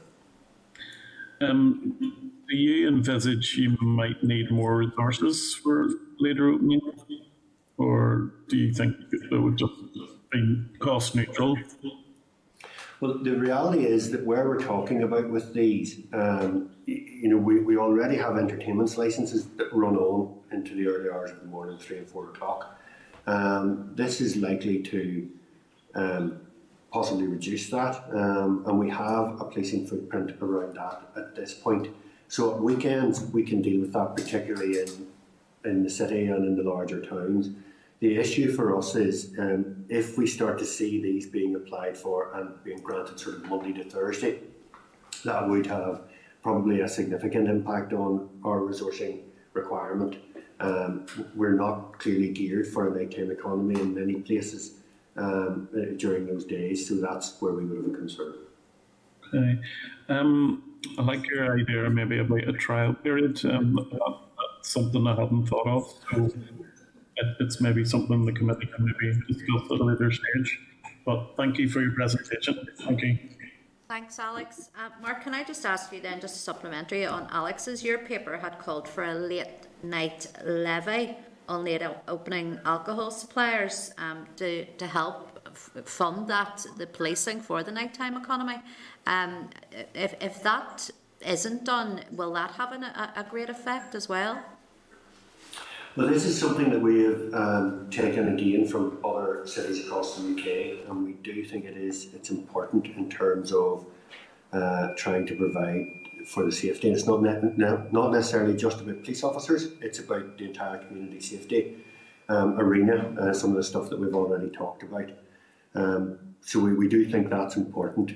I say that and all our remarks here in the context of as a country we're coming out of the pandemic and the impact it's had on the hospitality industry and the need for balance on that. Clearly there are pressures placed upon police resources, and hence we would support the idea of a levy. But but we do understand the competing demands in the current environment. No, and that was going to be my follow-up, was about the current environment, but you've answered that as well. Mark, I'm going to move on then. I have Kelly, Karen and then Robin. So Kelly. Thank you very much, Chair, and thank you very much, ACC McEwan. I'll call you Mark if that's okay. Mark, in your paper, or in the place of the paper that's been submitted to us, 2B, when you talk about there the additional permitted hours, and there's a comment made there that it's actually something that is quite relevant to yourselves. As a result, there will be a cautionary procedure, or will there be a cautionary procedure available similar to the one currently in place for occasional licence? I'm just wondering, from your point of view, the cautionary procedure, did that need to be put into a separate piece of legislation elsewhere, or is that something that you would like to see put into this legislation as part of the certain licensed premises, receiving the additional hours? I think it's something that for local residents we would probably welcome seeing brought into this legislation. I'm struggling, I suppose, at this point to see why we would separate it out. And I think, as I mentioned in my remarks at the beginning, there's something about trying to bring the legislation up to date, make it clearer for everybody. So if we have it in one place, in one set of legislative documents, I think that's probably easier for everybody. To be honest, Alex and Paula have both asked questions that I was going to ask about the late night levy, so I'm glad to hear those answers. The next one I have is about the licence change, where the change of directorship could happen. I come from a community and voluntary sector background, and I appreciate completely the use of access NI to protect children and vulnerable people from predators. But I'm just wondering, is there anything that we could maybe think about that when a directorship changes, so that police are notified? Because if there are concerns about any director that takes up a licence, it's how we get that information. Now, I'm not suggesting that we update access NI to be included, but is there a possibility that Access NI might be able to use even as the basic entry sort of check for that we would require directors to do that? It doesn't sort of fit with Access NI, but it's the process that could alert people that this person is now connected to a licensed premises. Yeah, and I think we do have to be, I suppose, mindful of what we're asking in terms of access and eye checks and things like that, rather than applying it across the board. So, as with a director of any business, it's not always appropriate. However, I think for this, given that there are all the concerns around young people, around safeguarding, and we very much welcome the idea that if there is a change in director, that ourselves and the courts have to be nominated for those very reasons, then I think, yes, we would be supportive of that being part of that process. It's an interesting point you bring up, especially when you talk about, the children, especially now that children, if this legislation goes forward, will be allowed to be on premises so much later. It's an interesting concept, and it's something that I would be very concerned if you do have a licence holder who, for whatever reason, cannot hold that licence and it's passed on to maybe another member of their family or someone else, and the problems continue. It doesn't really resolve anything, but it's an interesting point. Thank you very much for making it. It might be difficult to get Access NI to agree to including it, but it's a useful mechanism that's already there that could help to highlight people. But no, that's all my questions. It's a quick one from me today. Mark, thank you very much. Thanks, Kelly. I'm going to ask a supplementary, and Kelly's as well. Mark, if you don't mind. I know last week we had the safeguarding board we're in, and I had asked them questions around safeguarding of children that are on licensed premises, whether that's at an underage function or whether that's at a family gathering or whatever that might be, about the staff actually that are working within those premises if there is an underage function, whether that is door staff or whatever that might be. And I had asked them, did they feel that those staff should have any form of checks done on them. They didn't seem to be either for or against it in any great way. I kind of had my social work head on at that stage and was a bit concerned about that. Are you any concerns about that, Mark, or do you feel that that's not needed? So I think the door staff will have SIA checks, and should be SIA registered. There is always a balance with these things, and whilst it would be easy for me from a policing perspective to say yes, be fully supportive of that, there is the balance around people's ability to access employment. There is the ability for access NI, which is really what the previous member was talking about in terms of their capacity, frankly, to deal with all of these checks. And there's also something about the fact that vetting check, if you like, for want of a better description, is a snapshot in time. And actually the real controls around licensed premises. So when we're talking about functions where young people are present, their families are present, close friends and families and responsible adults are there. You have other moderating factors in terms of, other members of staff who are there to keep an eye, management around the premises. So there are many other layers of security and safety, I would say, in a well-run premises. And a lot of this comes down to ensuring that, we support those businesses that are well-run, and we have an effective inspection and enforcement criteria around those that aren't. That's a very long-winded answer. I do think there's a reality to what we can expect in terms of capacity, frankly, for vetting checks for all of these things, which may then grind the industry down as well. And I don't think it is uppermost in terms of safeguarding. I think all these other factors are probably as or more important. Yeah, no, I understand that. I've had a case this week in my office with someone who's waiting on their access NI check, and there's been a hold up on it, so I know that there's a lot of pressure they're under there as well. I'm going to move on then. I have Karen and then Robin and then Mark. So Karen? Thank you, Chair, and thank you, Mark. I suppose I just want to go back on the transport infrastructure. I also live in a city where we don't have that in place. I suppose getting a taxi is the only option, and getting that is like hen's teeth. So thankfully I live not too far away and I can walk home, but I know that many don't go out in the city because of that. So if we could improve that along the way, along with this bill and along with making it safer, our nighttime economy would thrive so much better. Mark, in terms of clause 2, and that brings me on to the safety issue, it said in terms of the later permitted hours, there's greater potential for increased antisocial behaviour and on-street drinking. Have you got evidence? Is there evidence there that we should be aware of, or is that the view of the PSNI? So I think in terms, and this probably comes down to the fact that actually by clarifying the legislation would probably help to deal with some of that. Very often where we see is where we have unregulated sort of late night drinking, where you'll end up with the antisocial behaviour and the on-street drinking. We're back to this bit around all the layers we need to put in around the premises when people are kicking out or exiting the premises, I should probably say. So it will require, it does, so, and it depends what you term as antisocial behaviour as well. So we will often see complaints and incidents around, late night takeaways and things like that. And again, this is where if we don't have the infrastructure right to support it, we end up with large crowds in one area, and then people who are either resident or trying to run businesses become frustrated with that or find that it is impacting on them.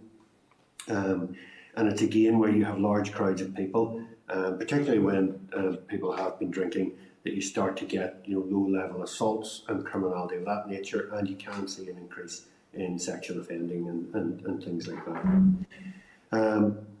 The key to this is around, and we are supportive of this, is around the clarity of that extension, particularly at the weekends, when we already have a policing footprint that we can respond to this. with. So it's not impacting on our resourcing. We do, as I said earlier, have concerns about the Monday to Thursday element of it, and we'd have to see how that would go. But it is everything that you kind of opened with, in terms of having, you know, taxi ranks there, marshals, other capable guardians in the street, whether they are council-led wardens, some of our third sector people who do a fantastic job, and just that moderating presence. And also then looking at, you know, the wider nighttime economy. So takeaways and restaurants, you know, having them open at the same time so that you're not left with a crowd in one particular place. You know, one of the things that has been under discussion for many years in Northern Ireland has been around the licensing of food outlets. So by doing that, you start to deal with some of these issues. So about a quarter of violent crime in Northern Ireland is attributable to the hours of between over 100 and 400, so 1 and 4 in the morning. And so that's the sort of evidence we're looking to. It's not necessarily, as I say, just about the licensed premises. It's about how do we put in place all those other community safety aspects that enable people to go out, have a good night out, the economy can thrive, and in fact, if you can, you know, it does rejuvenate city centres, if you like, if you have that sort of cafe culture and then late into the night, but it's safe and it feels safe for people who are walking about as well. Yeah, Mark, as I said in my opening comments, I agree with you around the safety. I think by, you know, extending the hours, it would be more manageable. And all of that, you quite rightly highlighted all the takeaway outlets and everything else. And just as the chair had highlighted at the start of this, you know, they're mostly what you would see is more vulnerable people at that time of night as well. So it's taken into account for that and providing that safety. We have an opportunity here to really address all of that. So thank you very much, Mark, for your briefing today and your answer. Thank you. Thank you. Okay, thank you, Karen. I'm going to move on to Robin. Robin, you're first. Okay, thank you, Chair, and thank ACC McEwan for attending today. When you get to sort of number 5 or 6, whatever it is in the packing order, most of the questions have already been asked. Could I maybe just pick you up on one comment that you made? You had indicated that indeed you felt the changes that were proposed, that the PSNI could in fact handle those changes without it having a great impact, a negative impact on your own manpower. You then picked up on the clause 4, the basis of Article 45 authorisations for additional permitted hours, not being widely used in the last number of years. But I presume if clause 4 came into being and the additional hours were allowed, that would stretch the PSNI resources significantly? Yes, and thank you to the member for clarifying actually. So when we look at clause 2 and the ability to extend further through the court opening hours, so really until 2 o'clock in the morning on a Friday, Saturday, 12 to 12:30 Monday to Thursday. It's we are supportive of that, and we think we can absorb that because most of those are Article 44 licensees and already run to 1 o'clock in the morning on a Friday, Saturday morning. So that is different then from clause 4. Which looks at so those who are running with an Article 45, so primarily what are deemed as more rural pubs and restaurants. There's not a big uptake of those. Where there is up to 20 times a year, we're easily able to manage locally, and there's generally a good relationship and a good understanding of what that event would look like by local police. If that was to increase and was to be taken up, that would, first of all, the police administer that scheme. So the ability for all those licensed premises to quadruple those applications would have an impact for us in terms of administration, which we would need to cost and give a view on in terms of what the actual resource requirement would be. But it would be reasonably, it would certainly have an impact, particularly in the current climate. But in terms of the actual policing in those rural areas, that would have an impact if we were to see that increase. And as I say, so in the larger towns and the cities, we are geared up for a nighttime economy. We're not necessarily in the smaller towns and more rural locations, so that would have a significant impact on policing. The environment's different as well, so I think that would require quite a bit of thought, and if it was to be administered by the police, again, that burden would fall to local police to try and understand the impact on local residents and things like that. So those are two very different proposals, really. The first one we're supportive of, we think we can manage and would help the industry. Clause 4 actually does give us some concern, and we need to work through the detail of that. Okay, thank you. ACC McEwan, thank you, Chair. Okay, thank you, Robin. Can I then bring in Mark?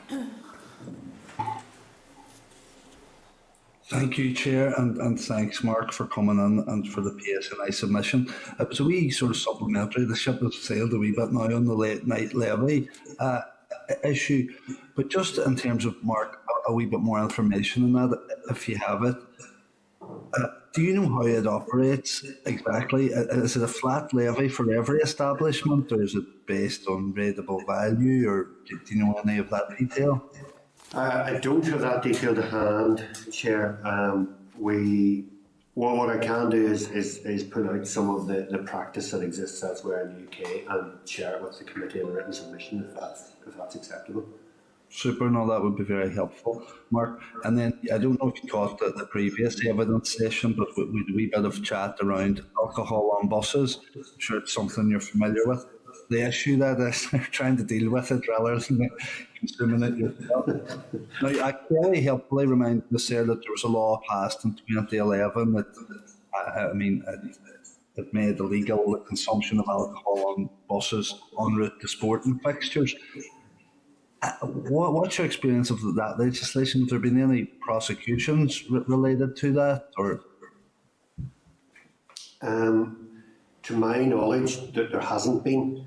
As far as I'm aware, we haven't had particular issues around that. I think actually it has. I only caught the tail end of that previous submission, so I think it's not necessarily sporting events. So we have that.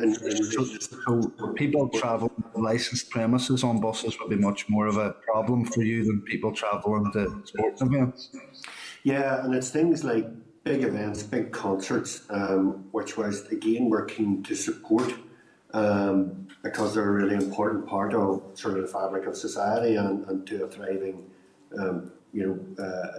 both economy and cultural part of our society.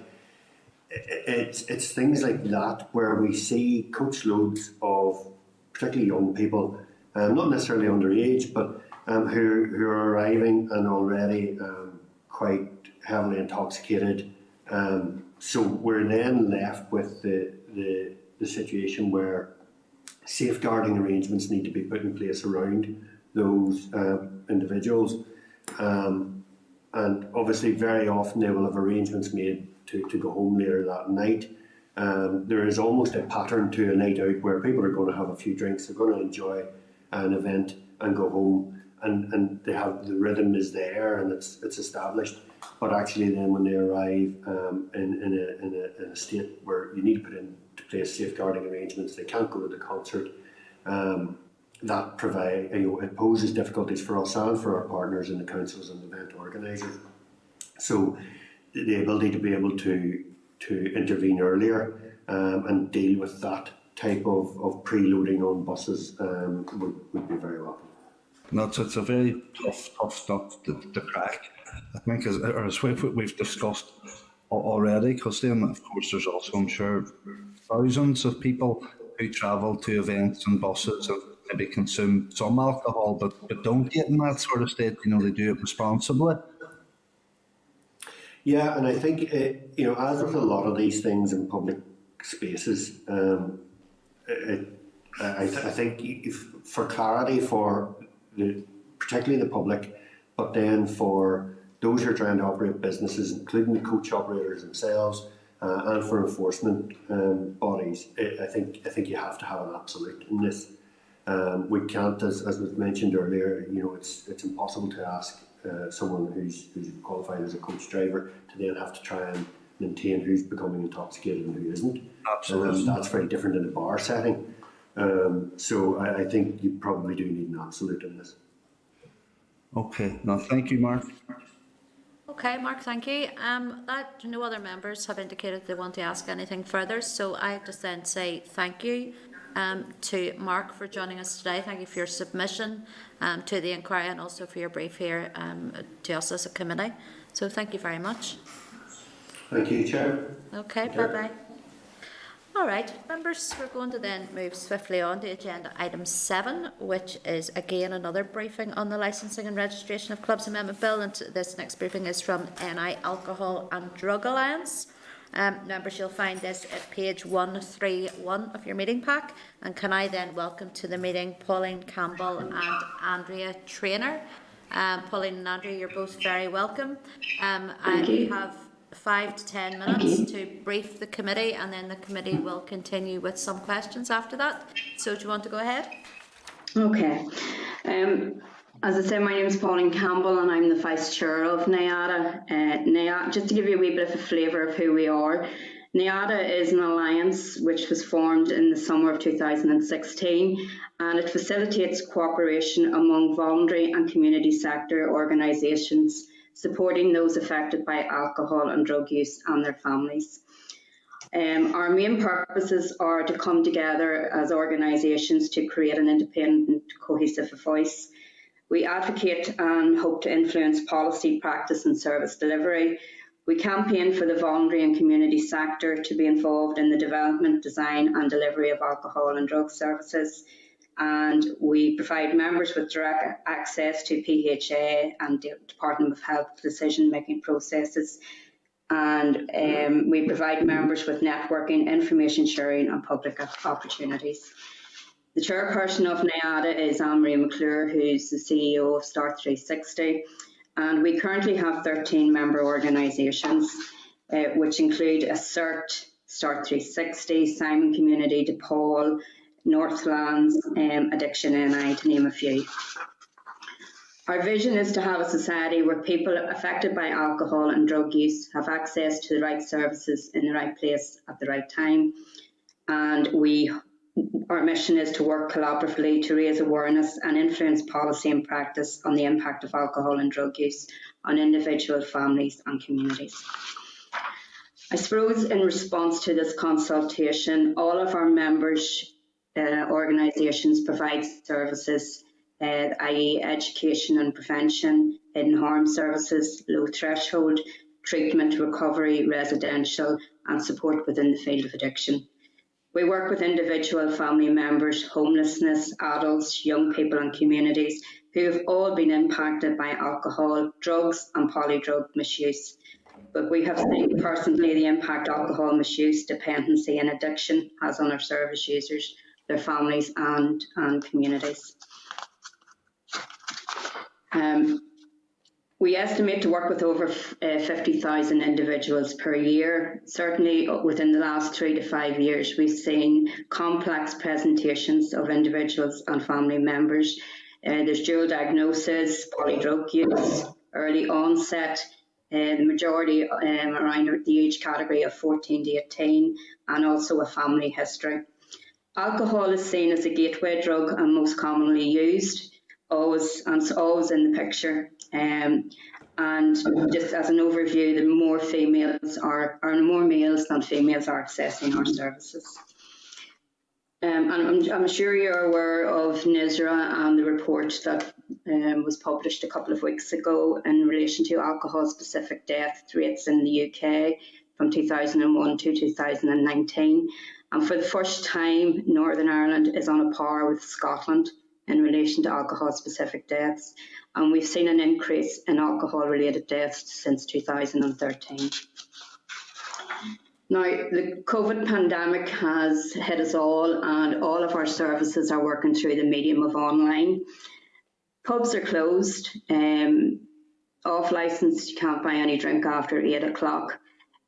But we are still seeing an increase of referrals to our services in relation to alcohol.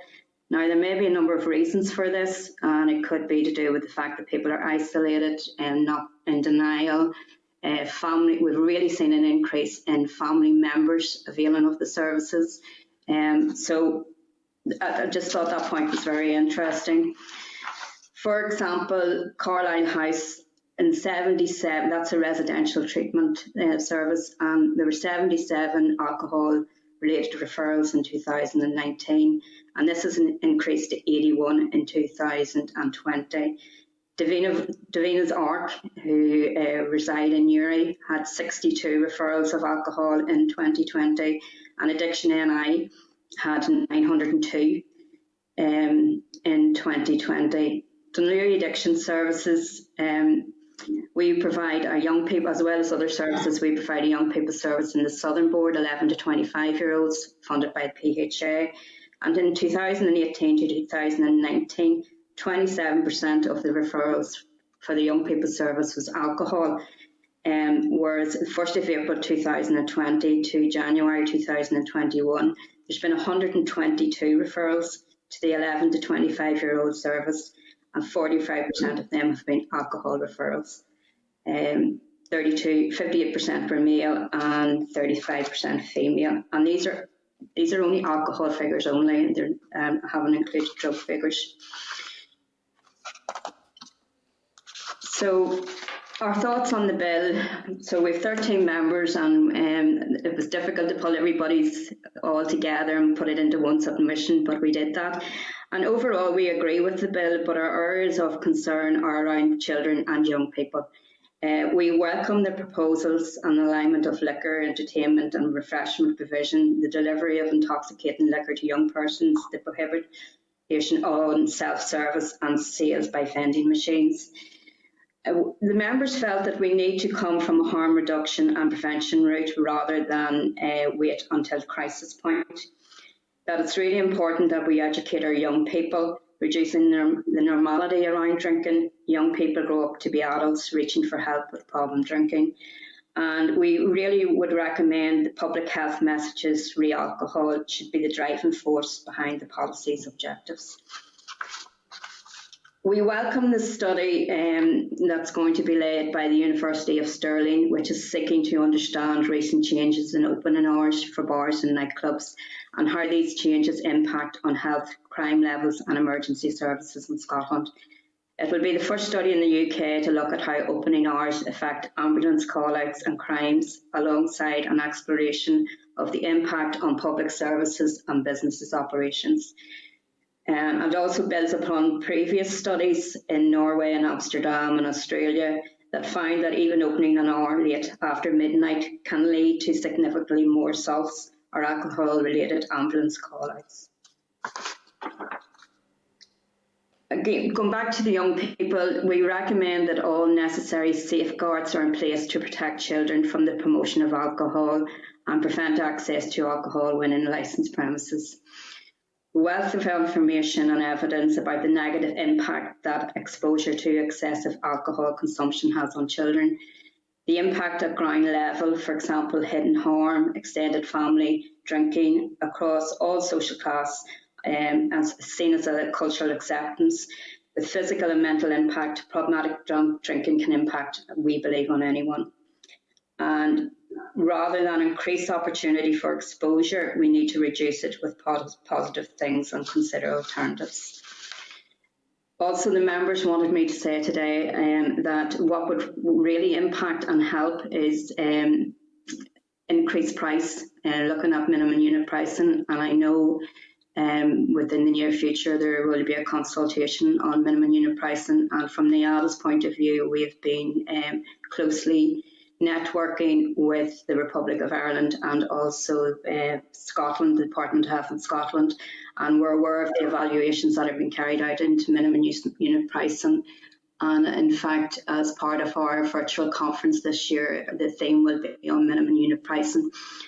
We believe that what also could impact is reduce availability, the number of alcohol outlets in different communities and time. But really importantly is the restricted marketing and consultation about outdoor alcohol advertising and sponsorships of events to protect children. Just briefly before there's any questions, we have commissioned 2 pieces of research carried out with Queen's. One is in alcohol and drug use in the workplace, and the other piece of research was service users' experience during lockdown. So we got some interesting results, and we're more than happy to share the research papers. Okay, Pauline, is that you finished? That's me finished, thank you. Okay, thanks, Pauline. And yeah, we would love to see those research papers as well. I think it would certainly help the committee as well. In 2 weeks' time, we go into our deliberations, so any information we have would be greatly appreciated. I just want to start by saying, you know, as a constituency MLA and as a resident of Northern Ireland and as a mum, a daughter, a sister, all of those things, I absolutely see the harm that misuse of alcohol does to people, to families and to our communities. And I think that is why it is essential that we as a committee listen to all views that are expressed there. And I know you had mentioned there about Carlisle House, that it was also mentioned when we had the churches in. The Presbyterian Church had mentioned about that and about the lack of services that we do have here in Northern Ireland when it comes to all addictions. But certainly we've seen that increase, as you had said, with alcohol abuse, where we're now on the same level as Scotland, and that is quite frightening. So it is as well.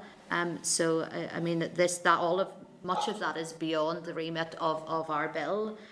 Most certainly, you'd mentioned there about the minimum unit pricing. I had raised that with the Minister on Tuesday in the Chamber, and he hopes that the consultation will be out before the end of this mandate, but it will be up to the next mandate then to actually bring about the legislation for that. And I know we've been waiting on that probably just about as many years as we've been waiting on the licensing bill, because I sat in Health Committee for a number of years, so I remember it well. So it's just to say, and to thank you as well, and thank all of your organisations, because without your organisations, we would be in an awful lot worse position. In Northern Ireland, you do pick up the pieces, not only for those users, but also those many families whose lives are greatly affected. So thank you for all that you do. I just want to ask you a couple of questions. The first one is in relation to, you stated that you felt that the bill was too heavily weighted towards the economic benefits and not sufficiently addressed in terms of public health. So it's just to ask you, what do you feel, what more could be put in the bill to bolster that public health, given the remit of the bill as well?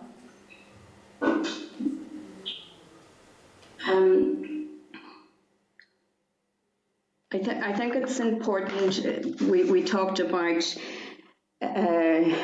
Let me see now. Let me get my. It's quite difficult because I can speak on behalf of Dunleary, but this is a whole member and members of 13, so I'm conscious that I need to represent NIADA. So do you mind just asking me that again? It's just that, is there anything else you would like to see in this bill, or like to see us look at, or any amendments we could bring forward just to bolster the public health side?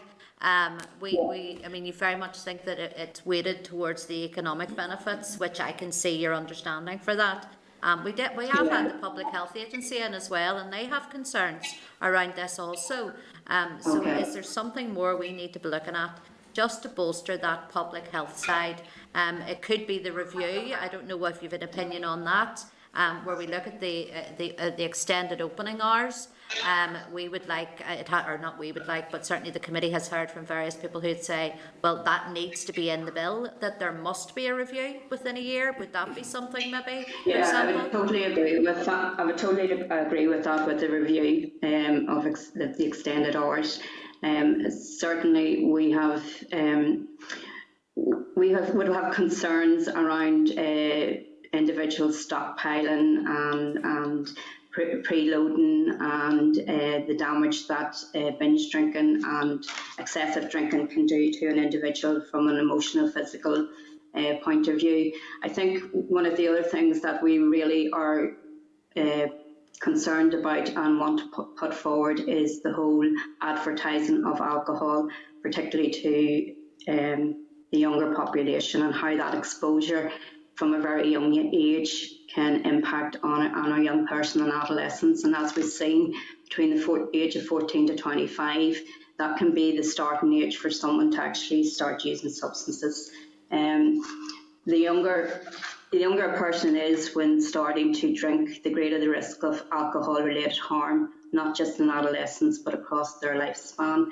And somehow advertising and, young people extended in social clubs and sporting clubs, we just find the link between alcohol and sport a bit contradictory, and we worry about advertising and just normalising and making it seem that it's normal, and it's normal to it's just a cultural, normalising the cultural aspect of alcohol. Thank you for that, Pauline. I just wanted to ask then further, a number of places your paper talks about the Republic of Ireland's Public Health Alcohol Act.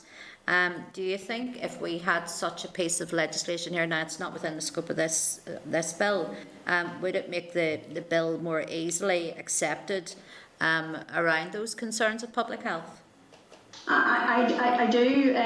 We have linked very closely with the Republic of Ireland, and we're aware of the no advertisements in cinemas, no advertisements close to schools, and we've also heard that there's been a couple of loopholes in relation to that there is advertisements besides schools, but it's about non-alcoholic drink.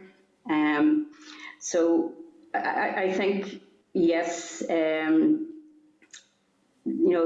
their alcohol advertisement on public service vehicles, at public transport stops or stations, creche and local authority playgrounds will be prohibited. And we can see the validity of these measures, and would strongly recommend that the Department for Communities consider similar measures in Northern Ireland. Yeah, and I suppose we have got advertising as part of this bill, so we maybe need to look at that as a committee when we're doing our deliberations as to how that could maybe expanded slightly more. If that was possible, we could look at that. I liked your comment around the codes of practice, where he had said it was akin to the fox guarding the chicken shed. So I take that you very much would not want the industry being industry-led, and you would want that something else. Do you think that as it's proposed in the bill for a statutory-led is acceptable, or would you like to see something more than that? No, just exactly what you've said there. I just want to go back to the point of the advertisement as well. And if you take the Scottish football, ladies football, they don't accept any sponsorship in relation to alcohol and also gambling. And I just think that's very important to take on board. Yeah, no, I agree. Okay, I have got a couple of members who are waiting to ask some questions as well. I've got Robin and then Sinead. So Robin, do you want to go ahead? Thank the delegation, and I have to say I admire your skills in terms of bringing the number of organisations that are within you together to promote one paper. You might want to offer your skills to the executive on so, anyway, I don't have a question as such. I do, and I want to join with the chair in the tribute that she paid to you and the work that you do, indeed at the very sharp end of things with those who have unfortunately become addicted, and indeed for the wider family of the addict and the impact that it has. And like the chair, I represent my office is in an inner city area, and we do see an awful lot of the problems. It's really just a comment, and I think it's an ambition of yours, and I would be an ambition of mine. I don't know how we can achieve it. Were you responding to clauses 12 and 8, permitting the attendance of young people to remain on licensed premises? You just make use the words the Mediterranean drinking pattern, places to drink, show us all that more moderate drinking, and that seems to be a worthy ambition if we could ever arrive there. I really, in the Northern Ireland culture of drinking, I don't think that really is possible without a major sea change in attitudes within society. Would I be right in that? And is that your thinking as well? Oh, Pauline, we can't hear you. Oh, sorry. Maybe that's a good thing. Right. I think we said about the Mediterranean model, and however, there's been. If I can just go back to my notes here, sorry.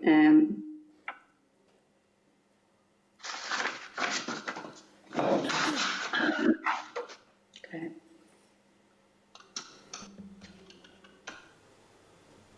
I think the attitudes would need to change quite significantly within the Northern Ireland context in relation to it.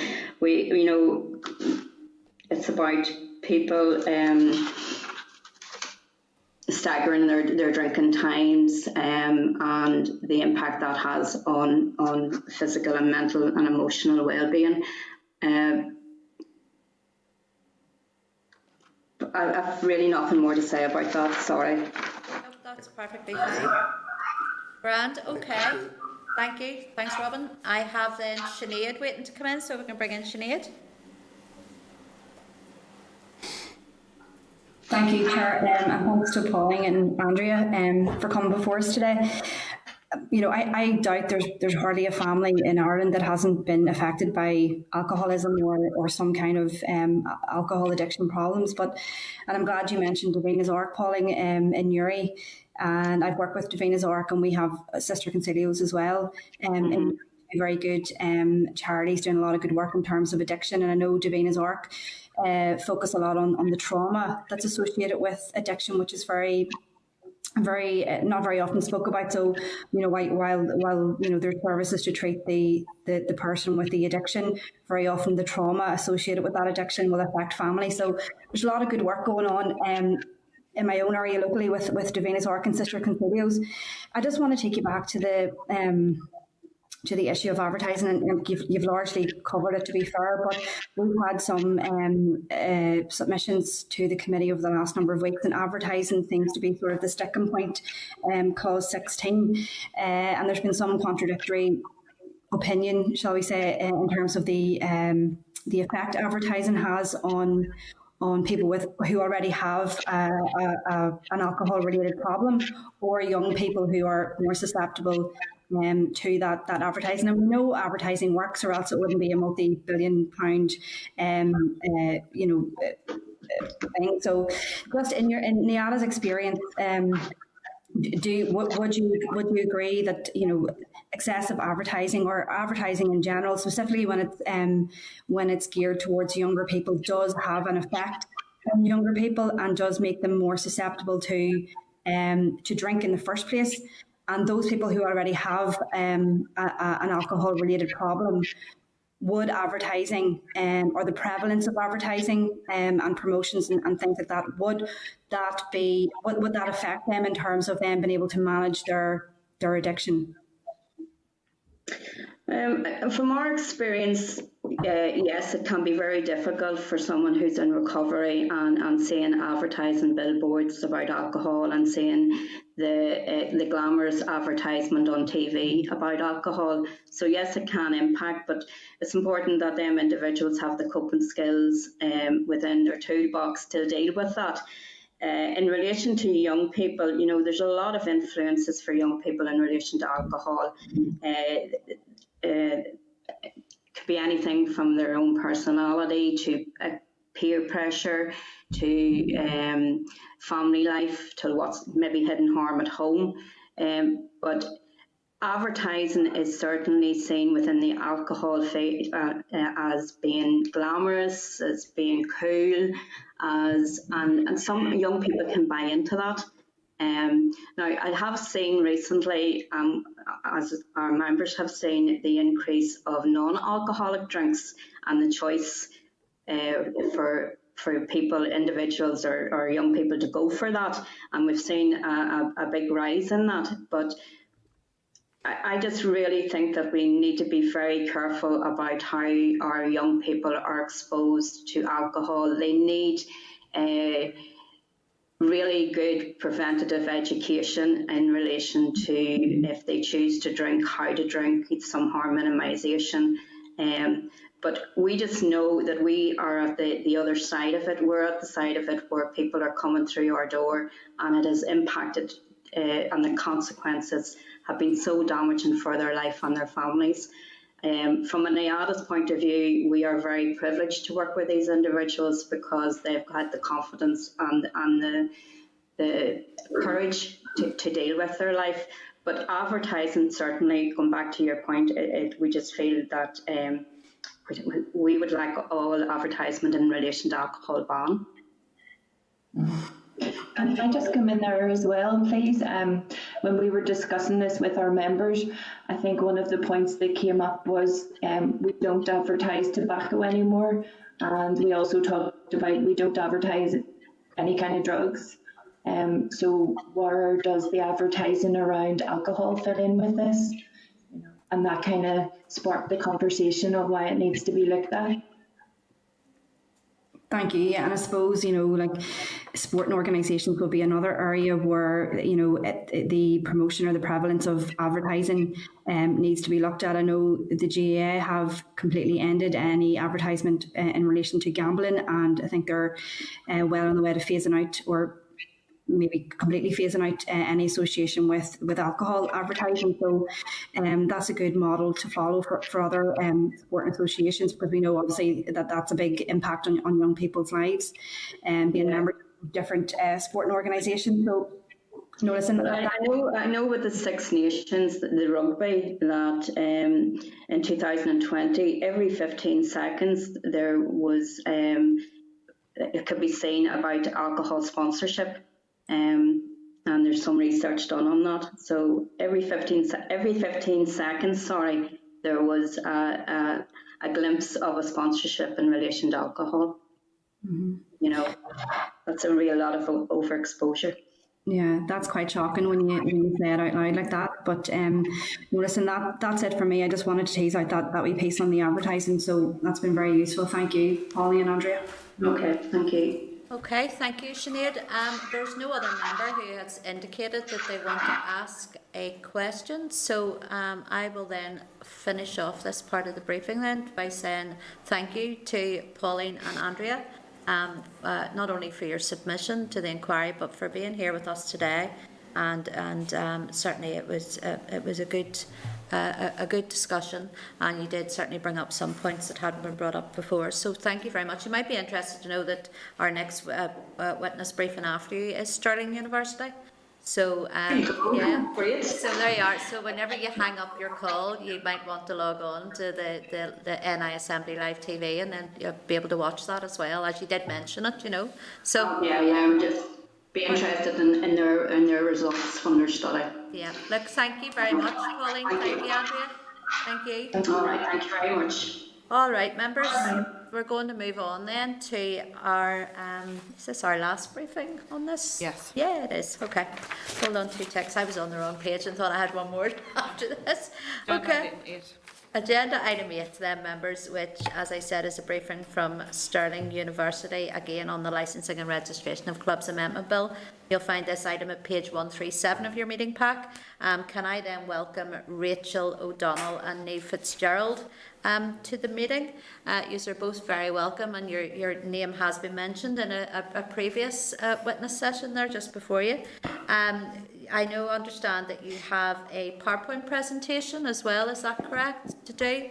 So can I then, without further ado, just hand straight over to yourselves, because we're just conscious of time and we want to be able to get members to have as much time as possible to ask questions. So go ahead. Thank you very much, and Rachel is just bringing up the slides there. I'll introduce us. So I'm Niamh Fitzgerald. I'm a Professor of Alcohol Policy at the Institute for Social Marketing and Health at the University of Stirling, where Rachel is a research fellow, Dr. Rachel O'Donnell, who I'll hand over to in a moment. So we'll take you through this presentation. Our institute specialises in research on public health policy, so pricing, advertising and availability of alcohol is really kind of within our sort of core areas. We're going to focus today on the measures in the bill, but I know that you've been discussing advertising, so happy to take questions on that. I know there was some questions around minimum pricing as well, so the discussion may be broader, but we're happy to provide further evidence or to have colleagues come if that would be useful. So I think if we can, so I can see the slide, but I can't see the slide show just now. Okay, let's have a... I don't know if that's what others are seeing. We can just see your screen as it is. Oh, there we go. That's it now. Yeah. Okay. Great. Yeah, so we can go to the next slide, I think. So this slide is just, hopefully in a moment, just going to show you some of the studies that we're working on that have informed this presentation. I'm not going to talk you through them in detail, but just to mention that the third one that is on this, the slides are not moving for me, but I'll carry on in a way. No, they're not moving for me just now either, Niamh. I'm going to come out briefly and then try and come back in again, if that's okay. Yep. Okay. And I'll just talk you through that study in the interest of time. So the third study that you'll see on the slide that's going to come up is called Elephant. It's about evaluating later or expanded hours for alcohol premises in the nighttime economy.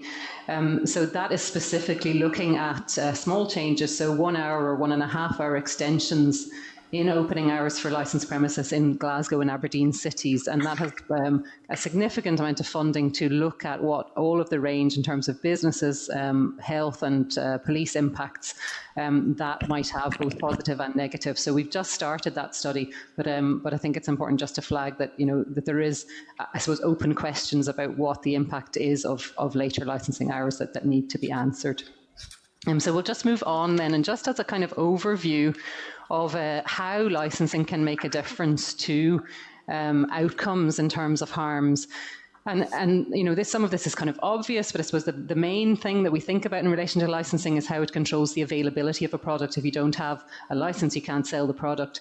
And it's pretty straightforward, unquestioned economic theory that if it's easier to purchase a product that people want, that purchase is more likely. So the more easy you make it for people to buy alcohol, the more they will buy and the more they will then consume. But there are other ways in which licensing also makes a difference. So if you have a lot of premises in an area, that can introduce competitive price pressures. So it can mean that there's a pressure on premises to sell more cheaply. If it's cheaper, people do also purchase more. Again, that's just also economic theory, and that leads to more consumption. But also, I think what your last witness I was watching on the live stream was saying quite clearly is that every premises that you have also acts as a kind of reminder of alcohol. It's an opportunity to purchase alcohol. It's an advert. There's merchandising. There's posters in the windows and so on. So we'll come back to that later in terms of how that's a consideration for children and for people in recovery from alcohol problems. So you might say, what does it matter if all of this leads to increased consumption? And I think this is one of the key points that we really want to get across today, is that when you look at the overall harms from alcohol consumption in terms of health harms, it is population consumption that drives those harms. So it's not antisocial behaviour in a minority of people. It's not dependent drinkers. It's actually the whole population and the level of consumption across the population. And if we look at the figures on the next slide, just in relation to alcohol-related deaths in Northern Ireland, And what we see is that they have risen actually up to 2017. They increased by over 40% in Northern Ireland, where in other parts of the United Kingdom there were increases only of between 6 and 9%. And what we also see is that that rise has continued. So the highest rate ever was in 2019, whereas what we see in Scotland after the introduction of minimum unit pricing is that alcohol-specific deaths have fallen. And the other point that I wanted to make here is that these are just the deaths that are wholly caused by alcohol. There is a much larger number of deaths in which alcohol is a contributory factor, along with other things that are not shown here. And I suppose that the main point here is that you don't see these deaths in antisocial behaviour. They're not observable, really. It's hard to detect these increases by nurses or doctors or police officers on the front line. You only see these when you actually sort of study them and analyse how they are changing compared to other areas. But what we also see is that across multiple countries all over the world, it holds true that the more a population drinks, then the more you get in terms of these health harms. And those harms can be affected by the measures in your licensing bill. So it's not just things like minimum unit pricing that affect these harms. And I think you should be considering how the measures in the bill actually directly affect them.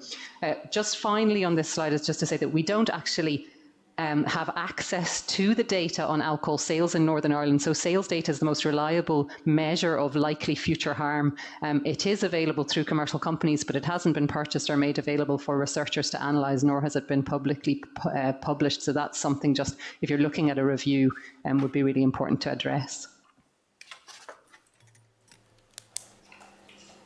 So I'll move quite quickly through the next couple of slides. So we're going to talk about the timing of when alcohol can be purchased, where it can be purchased, and pricing over the course of this presentation. So just moving first onto the timing and looking at the evidence internationally as to what difference it makes when premises are open later. So we go on to that one just now. What we find is that across all of the studies that have been done, there's a clear link between late night opening, so extended late night opening of alcohol premises, and increased harms, so drunkenness, assaults, injuries, or use of health and police services and other services. So that's sort of across all the studies that have ever been done, this link holds true. But when you look at more recent studies in high income countries, particularly focusing in on the study in Norway here, because it, I think, is the one that is focused on smaller towns and small cities that would be maybe more of similar size to what you have in Northern Ireland. What they found there was that for every extra 1 hour extension to opening times, you got a 16% increase in police reported assaults at night time. And if they reduced those opening hours, you got that converse, exactly 16% also reduction in those assaults. So a really clear link in both directions between late night opening hours and police reported assaults. The Amsterdam study is the only one that has looked at alcohol related ambulance call-outs, but that's the outcome that we're using in Scotland for our study. So I think if we move on. Thank you, Niamh. So let's take a moment to have a look at the outline of the current Northern Ireland regulations regarding opening hours and some of the measures that are proposed in the current bill as well. One of the proposed measures is for additional nights with later hours, whereby public houses and hotels can apply for an additional 1 hour of late opening up to 104 times a year. What difference do additional nights and later hours actually make? Well, to answer this question, let's consider this. Adding an extra nightclub to a city where multiple nightclubs already exist may create extra space for, say, a few hundred additional people to drink and dance for a couple of hours late at night. But when you add an extra hour of opening to standard late night hours, this allows everyone to drink for an extra hour. This point is reflected in the quote on this slide from a public health interviewee in our recent excellence study.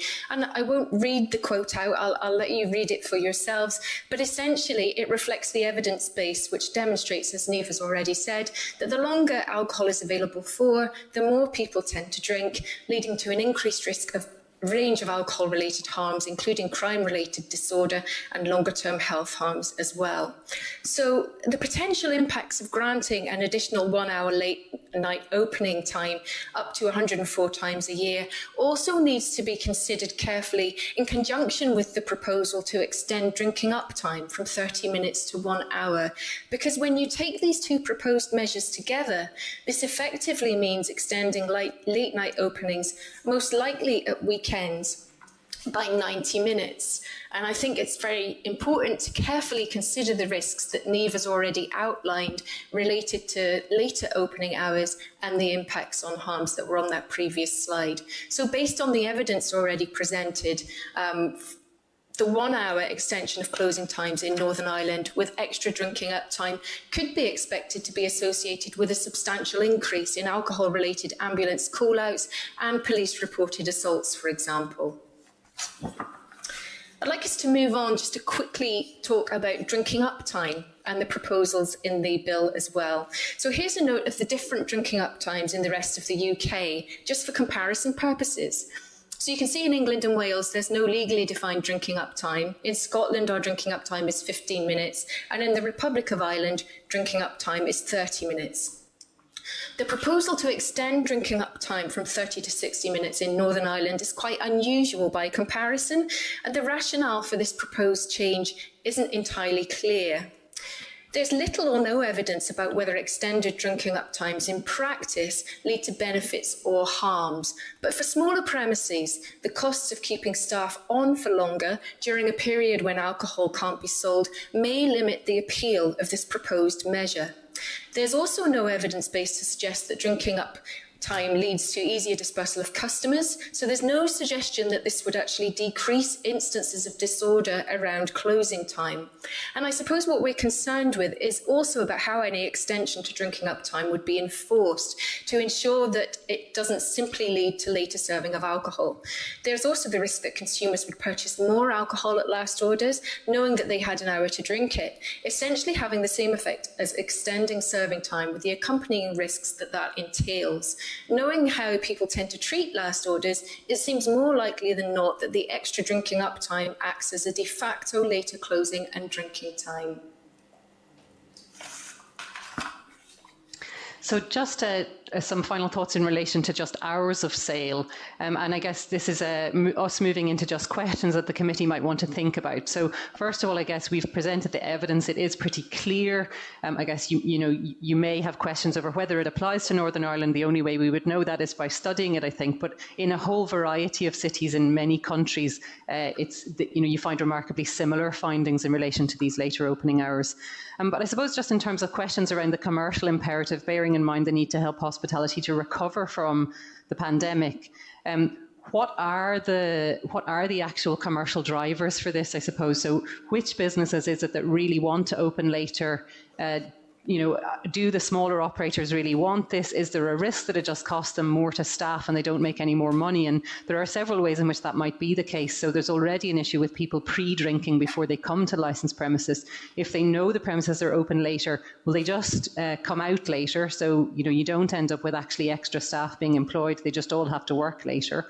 Or you actually have a situation potentially where people just drink more before they come out and they actually arrive at premises drunker, and so it creates more of a problem, but then they're not actually buying much alcohol when they get there, so it doesn't translate into that commercial benefit for the premises. Plus also, if one premises in an area wants to open later, that puts pressure on all the others to do so that they don't lose custom even if they don't necessarily want to.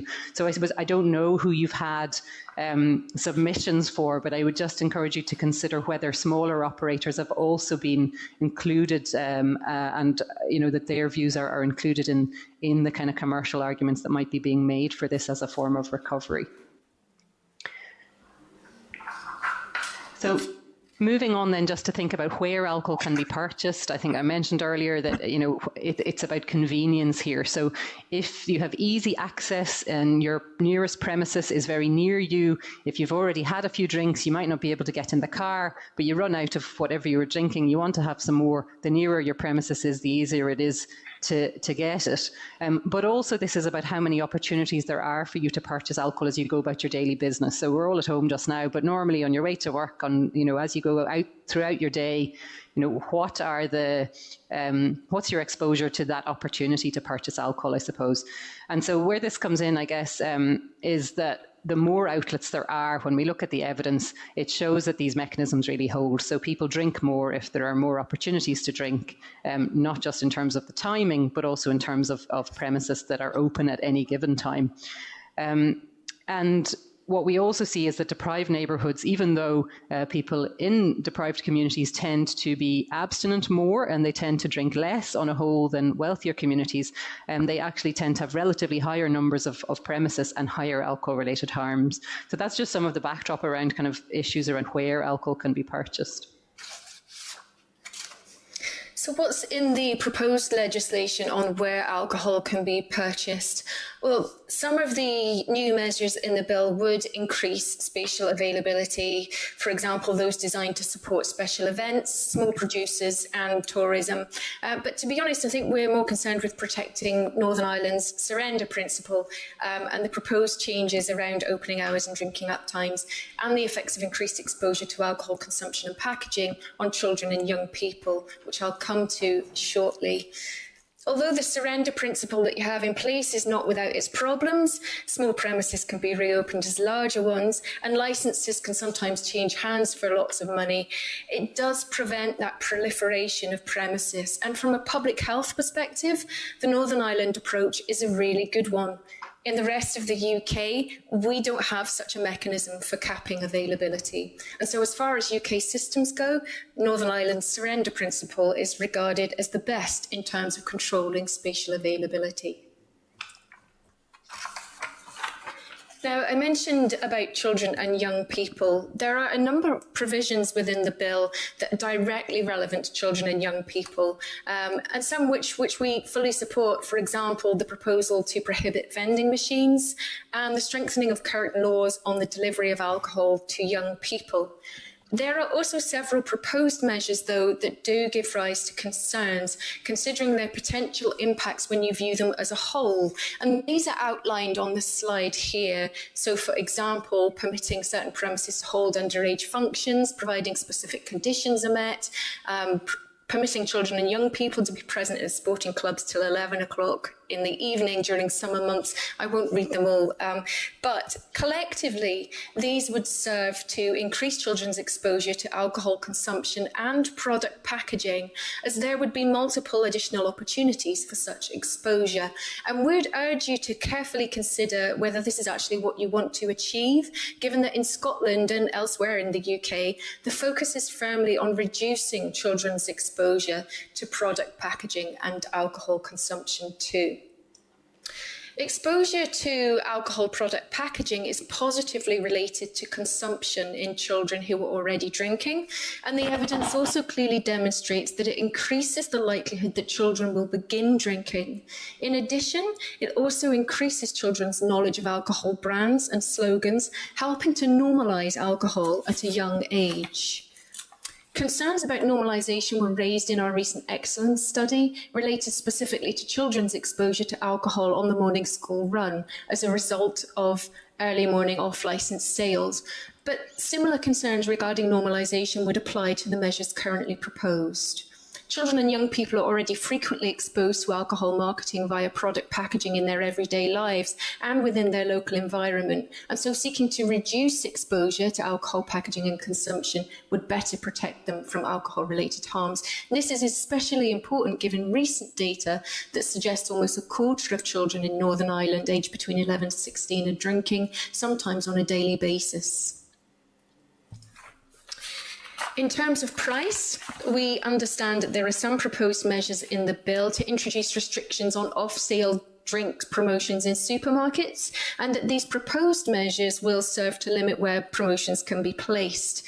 But unless you take action to address how cheap alcohol is, you don't really begin to address issues of accessibility to alcohol. So in Scotland, we have two measures that have been introduced to try and tackle price and availability. The first of which is banning multi-buy promotions of alcohol as part of the Alcohol Act in 2011, and the second of which was our minimum unit pricing policy, which was introduced in May 2018.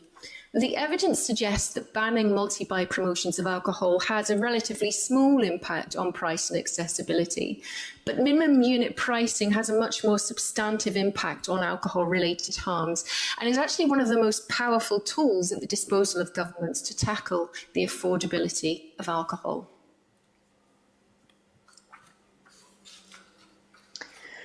So just to conclude then, I guess what we're encouraging you to do is to consider the changes in the bill as a whole, and to relate them not only to short-term effects in terms of policing and disorder and antisocial behaviour, but also to recognise that generally greater availability of alcohol leads to greater consumption, which will impact on those health harms that I know that you are concerned about in Northern Ireland. The strongest evidence that we have links not only that availability with consumption, but also does have links with those short-term harms around assaults and police ambulance involvement in ways that is that can't be observed, I think, just through frontline workers reporting. So, you know, in the studies where they have found these evidence through robust methods, they have also interviewed police, interviewed service providers, and they don't report seeing those changes. You can really only find those changes through designing studies that will look very carefully at the trends over time and measure actually the numbers of these assaults and the numbers of these call-outs. So it's not easy to just get it through speaking to people. I suppose we all want to protect what's good about hospitality. We all want to be able to get back to coming together and relaxing in those social spaces and in bars and pubs. But I guess it's about not just protecting the commercial interests of those premises, but balancing that with both the short-term harms, but also the long-term harms, and how you might protect public services, health services, as well as police services. Just to mention minimum unit pricing, to follow on what Rachel said, we have had some people in the trade, particularly the pubs and bar trade in Scotland, actually tell us that they would like the minimum unit price in Scotland to be significantly increased to deter people from home drinking and to I suppose, to balance up a bit more. So that might be a really positive measure that you could consider in future. In terms of actually encouraging people to go back to pubs and bars rather than sort of drinking at home, which is what they've been used to through COVID. And I suppose the other things that, again, are not within the direct measures within the bill currently, but if you look at kind of best practice in relation to supporting the nighttime economy and recovery, it's not just about alcohol, it's about everything else that goes along with that. So what can be done to focus on arts and entertainments? What can be done essentially with the message of, you know, well, drinking less, but enjoying the nighttime economy more, being out, feeling safe. So considering, I suppose, how much the alcohol factor within that nighttime economy actually deters people from going out and enjoying those premises because of the potential for antisocial behaviour. And then I suppose we are researchers, you would probably say that we would say this, but I know that you've been discussing the potential for a one-year review. I'm happy to discuss that further. Our view would be that that 1 year is not enough time to analyse the data, to understand what has happened, and that you also need to plan for that in advance. So you need to be gathering data before any of these measures come in order to be able to compare the pre and post times. Yeah, happy to have further conversations around that to support whether it's Queen's or others in Northern Ireland to engage in that. And there is funding available from UK funders to do that kind of research. It is expensive, but it doesn't need to be funded by the government. That, you know, there's research funding available. So yeah, just really important to understand that we don't know everything and that you need to evaluate the changes. Okay. And that is everything from us.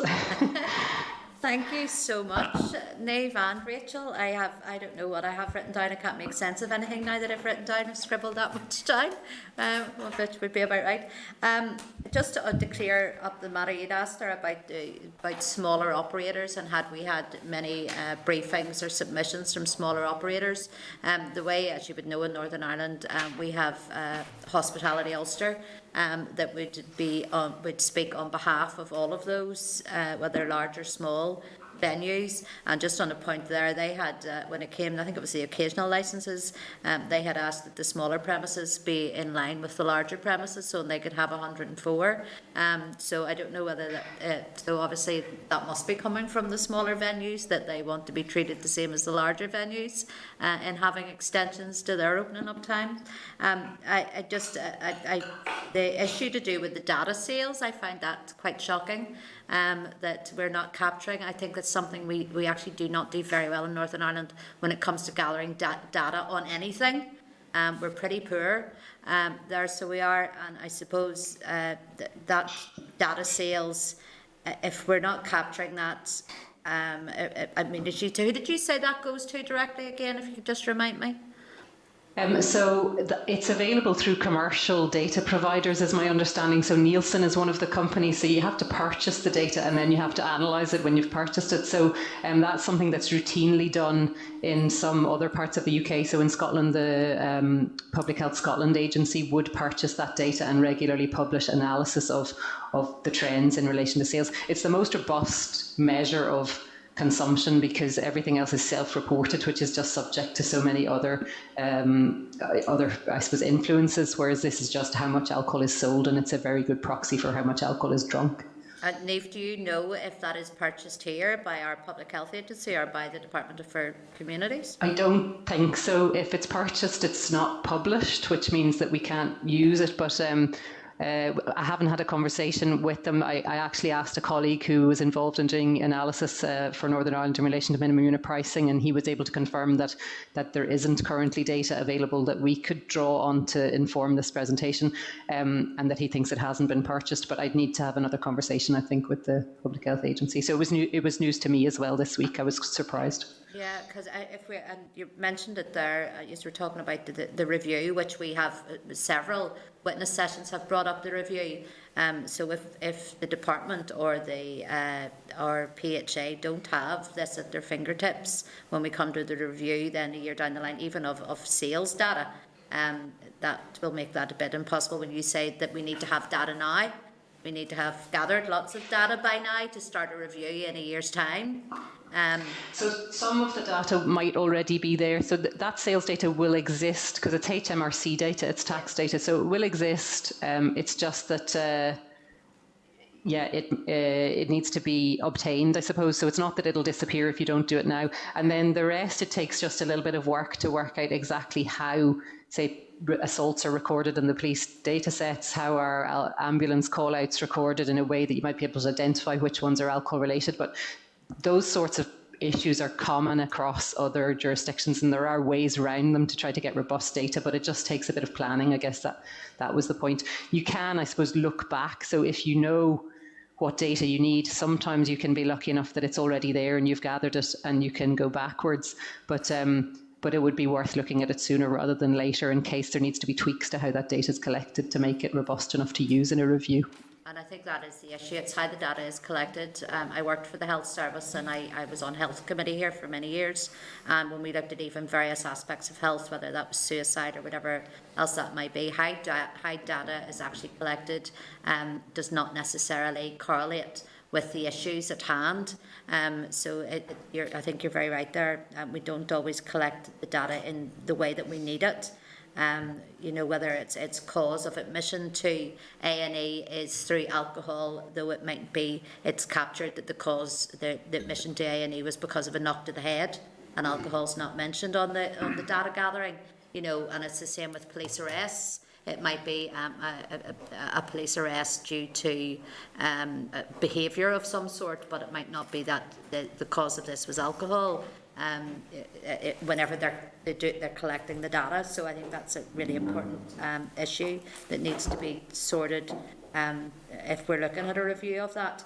I just wanted then to ask you, or just I've that many things written down here. I don't know what I want to ask you. The multi-buy issue. I know the minimum unit pricing is not likely to come into force here until the next mandate of the Assembly, so that's still some time away. I mean, that is a couple of years away before we will see that. The multi-buying, though, would not necessarily fall under that. It could fall under this bill. Did you say that it didn't make a major difference? And I assume by multi-buying you're talking about, and forgive me if I'm absolutely wrong here, where we would see in some of our larger supermarkets where you would buy 6, get 25% off, and all of these various offers that are encouraging you to buy more. Though in saying that, I would say the vast majority of people that do that, they're responsible drinkers, albeit they're stockpiling. Is that what you're talking about? Yes, I'll hand over to Rachel on the evidence on that, I think, but just on the comment about the responsible drinkers, I suppose it's just to go back to that issue that if you stockpile, you'd probably drink more. I think we're all a bit like that. If it's in the house, you're more likely to drink it. And even though you're drinking responsibly, that still leads to the harms and the deaths down the road in some of those people. So in your health figures, that will still show up, even if the drinking's totally responsible. So I'll hand over to Rachel on the I think on the maybe evidence. Dave, I'm trying to tell myself that is a responsible drinker. I think we all try to do that a little bit. Sorry.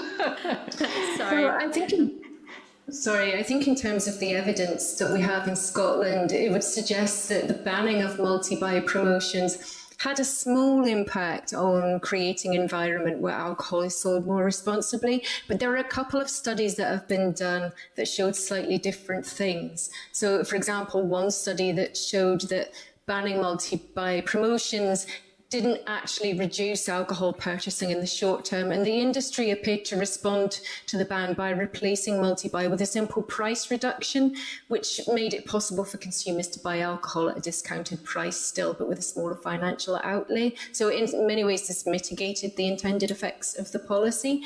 But there's other evidence that has been gathered to suggest that the ban on multi-buy promotions was associated with reduced sales of off-trade wine and pre-mixed alcohol drinks, which were the ones that were most likely to be bought as part of a multi-buy deal in Scotland before the legislation was introduced. So I think on balance, we feel it can have a small impact, but it's not really the solution. Yeah, and then just to follow on from that, I know you had mentioned there, because you'd heard previous briefings to do with the advertising, and I think, I mean, personally, I'd love to see all advertising banned on any of our sports grounds, especially. I don't think it's conducive to sport either, to see alcohol promotion everywhere. But there's also then the issue around the alcohol advertising within our supermarkets, and again, it's been brought up by some of our witness sessions, where you would have the likes of, for example, Marks and Spencer's, although other supermarkets are available, that would do, your dine in for two, and they're advertising there in the middle of the store, your bottle of wine and all of the rest of that. It's just that, does that make a marked difference if that is removed?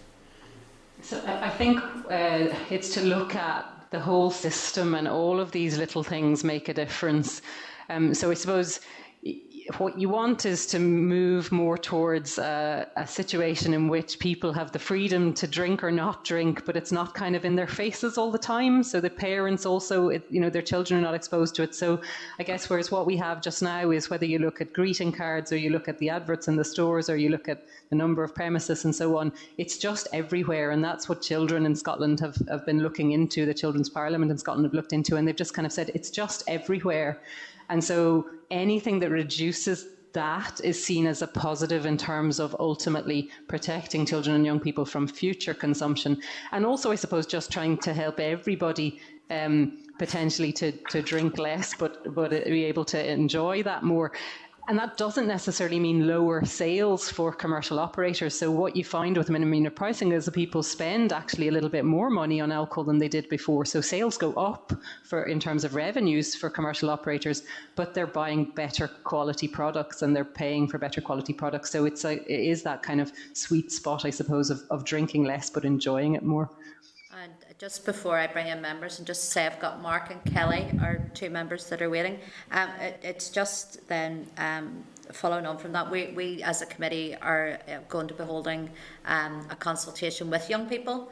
I can't remember if that's next week or the week after, where we'll have young people, and those are the questions we'll maybe want to ask them as well about those influences. But just to ask you around the bill itself, do you see any positives within the bill as it stands at the moment when it comes to teaching children responsible socialising and responsible drinking? So Rachel might be better placed to answer this than me, and I think you're more familiar with the details of the measures. But there certainly are measures in there that we wouldn't oppose in relation to preventing vending machines, the online deliveries to young people and so on. I think in some ways, I suppose within public health, there's a movement away from thinking about teaching children to drink alcohol responsibly, and really just because actually there isn't really any evidence for that as actually an approach that protects them. So, you know, the idea of parents giving children alcohol in a controlled environment when they're underage, there's no, you know, the thinking and the evidence is that actually that's not a good idea, that we should be teaching children that alcohol is a product that is a drug, and that it, you know, that they need to treat it carefully, and that there's a time when they will be old enough to drink it, and, you know, whatever age that is I suppose a parental judgment. But I think the thinking has moved away from the idea that that's a good thing to do, that actually it's seen as just kind of normalising it rather than teaching them to drink responsibly. But in terms of the specific measures, Rachel, you're probably better placed to answer. Well, I mean, Niamh, I would probably largely echo what you've said. I think the proposed measures in the bill that we would support and feel supportive of are around the prohibition of vending machines and the strengthening of current laws on the delivery of alcohol to young people. Those are the two proposed measures that I think would be in line with our sort of suggestions around sort of almost better protection of children when it comes to exposure to alcohol, product packaging and consumption. And I think the issue of product packaging, as Niamh said, is everywhere. So any steps that can be taken to try and reduce that, I think, are absolutely key, given that the evidence clearly demonstrates that when children are exposed to alcohol brands and slogans, it helps to normalise alcohol for them at a very early age. Yeah, no, thank you for that. I just actually with just one more comment, and it was around the protecting the surrender principle. I suppose it's good to know that there's something that we're doing right here, or what is seen as right by the rest of the United Kingdom.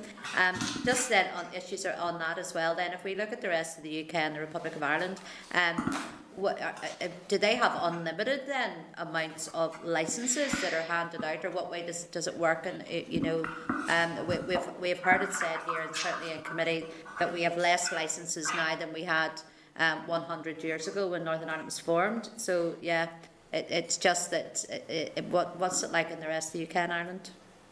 Yeah, so the systems are fairly different between fairly similar between Scotland and England and Wales, and I'm a bit less familiar with the Republic of Ireland system. But in Scotland, the licensing system has objectives, and one of those objectives, which is different from England, is protecting and improving public health.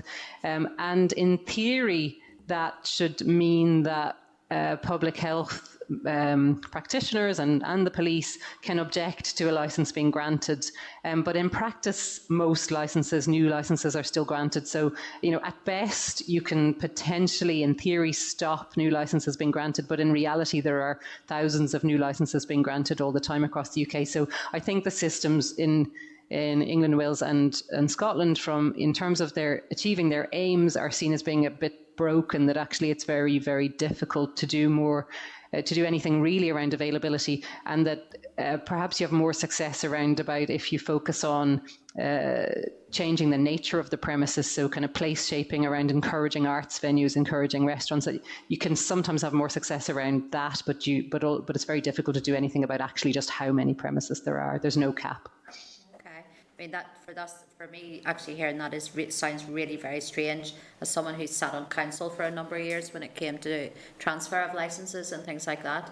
It sounds very strange that it can be absolutely unlimited in the amount of licensed premises. I mean, it's gotten to the stage now, I think, in Scotland and England and Wales, that our numbers of premises per head of population are so high that actually adding extra premises is not actually making a massive difference to harms, because the alcohol is just so available anyway that we have to go quite a long way in the other direction before we would see a reduction in harms. And I think that's also seen as being why the licensing system's kind of tinkering around the edges around harms and is still really quite permissive. It's really about just sort of giving licenses to responsible people rather than actually sort of focusing on the overall impact in terms of alcohol. Okay, look, thank you. I am going to open up to members. I've got Mark and then I've got Kelly. So Mark, if you want to come in. Thank you, Chair, and thanks to Rachel and Niamh for that session and for the submission. I have a couple of questions, Chair. I was thinking I'll just run through the questions rather than us get involved in a game of back and forth or verbal tennis here, and then the ladies can answer them as they see fit. I'll start where you finished off, Chair, and that was on the surrender principle. The submission refers to the surrender principle as constraining the spatial availability of alcohol. But does the spatial availability measure take into account the reality of people drinking in uncontrolled environments, or the uncontrolled environment of home or private premises? Also, you conclude that there's clear evidence that greater availability tends to lead to greater consumption and harms. How can the effect of extended opening hours be considered in isolation from just wider societal changes? And that's something we've discussed here before. Another issue, and there's been a wee bit of back and forth on this already, but I think we should, of course, distinguish between children and young people being exposed to responsible alcohol consumption and being exposed to alcohol abuse and the normalisation of that. Do you have any insights into how children in, for example, I suppose, France or Mediterranean countries fare in terms of alcohol issues? And just to sum up, or a final question, over the past number of weeks or months or however long we've been going through this, we've had conflicting views on whether increasing drinking uptime encourages people to drink more, or instead not feel the need to purchase as much drink and consume it as quickly. You said there's little or no evidence on this, but you worry about enforcement. I was just wondering if maybe you could expand on that a wee bit, please. Sure. Okay, I'll take them one at a time. I think I have a note of them. So where does home drinking or drinking in unregulated environments fit within this idea of spatial availability? I suppose what we see and what we've seen in relation to COVID and curfews and a lot of the debates that we have about alcohol is that that there's always a minority that will find a way to do the thing you're trying to stop people from doing, but your measures are usually pretty effective for the majority. So I suppose having more licensed premises isn't the best mechanism to get people to move from homes into licensed premises. If people, I would question whether the motivation for drinking at home or the motivation for drinking in unregulated environments is because there isn't a premises available or there aren't enough premises available. I think it's different things having an impact there. But say, for example, with, I suppose when premises were closed due to COVID, of course there are some people that will go and have parties, but most people won't. So you still get the benefit of the policy. And yes, there's some unintended consequences, but it doesn't override the benefits. So that's generally what we see. In terms of extended opening hours, yeah, so I guess what I would say here is, again, the Norway study is really interesting in this because that was 18 cities where some of them expanded their opening hours, some of them reduced it. The societal issues were the same across the country. It wasn't like there was some stuff going on in the ones where we saw the harms and that might not have been there in the others. So the studies are very well designed to ensure that if you draw a conclusion that you're not incorrectly drawing that conclusion when it might be caused by wider societal issues. So there's all sorts of techniques that are used statistically in the analysis to take account of whether this might be just a trend due to wider society. So you can use control areas, you can use time series analysis, and then you can just sort of look at is there any reason to think that there was some other change in society that happened right at the time when we extended these opening hours that would better explain the significant effects that we see than the actual change that we know about. So that's how that is handled. It's not perfect, but it is considered. In France and the Mediterranean in relation to responsible alcohol consumption and children, so what we have seen historically in France in particular is that they had lower levels of antisocial behaviour than we would have had here, but really high levels of alcohol consumption and the highest in Europe levels of alcohol-specific deaths as a result. So they did introduce people to alcohol much younger. It was normal in the workplace and everything else, but their population consumption was massive. It was probably more responsible drinking than we have here in the short term, but caused long-term problems. What they've done in France is ban all alcohol advertising, and they've also got price control measures in place. So they encourage the industry to stop selling the really cheap wine that was just, not homebrew, but community vineyards and that kind of thing. So the price of alcohol has gone up in France. People are just drinking less, but better quality stuff, and they have managed to reduce with those measures their alcohol-related liver disease and deaths quite significantly. So there's a really big impact in France of that. But they're one of the sort of really early adopters in terms of banning advertising. What time frame has that been, Niamh? I would need to have a look. So we have a colleague actually who's done a lot of work in studying the ban on advertising in France, Nathan Critchlow, he's actually really our expert in terms of alcohol advertising, who I'd be happy, I'm sure he would be happy to come and speak to you. But I would suspect it's over 10 to 15 years, but that's, don't take me as gospel on that. And then I think your last question was just about the drinking up time. So I was tuned in this morning when Assistant Chief Constable McEwan was speaking, and it was really interesting to hear what he was saying. I suppose it's hard to see, knowing the culture of last orders anyway in licensed premises, how having longer to drink after last orders wouldn't mean that people order more. So you've got to, I suppose, counter here that you might have some premises for whom the people drift out of the premises slowly, but you might just as easily have other premises where everybody buys 3 pints at an hour before drinking and has to drink them really fast in the next hour. So I think in terms of the short-term effect, those two might counteract each other, but in the longer term, you're essentially giving people more time to drink alcohol, so they're likely to drink more, and that is likely to increase your consumption. And even if it doesn't affect those short-term issues, you'd expect to see that in the health harms later.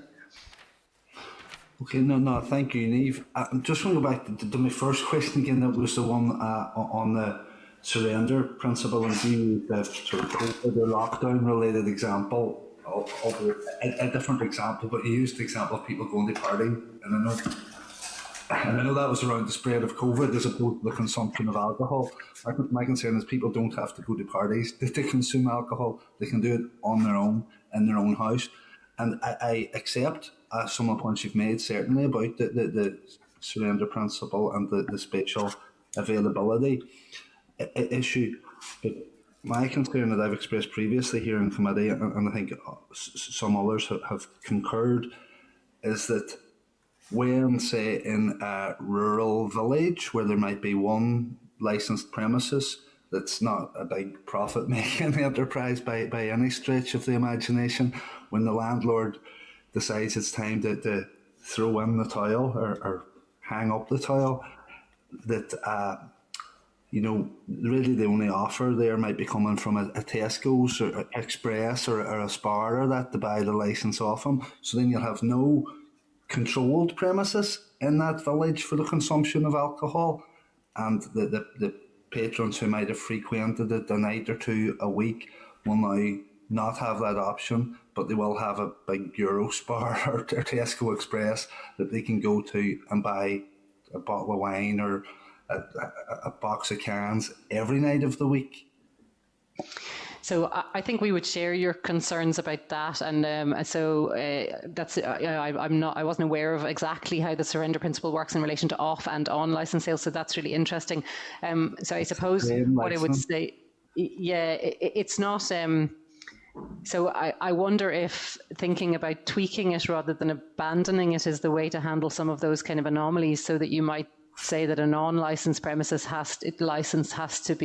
can only be used for another on-licensed premises and can't be used for an off-license.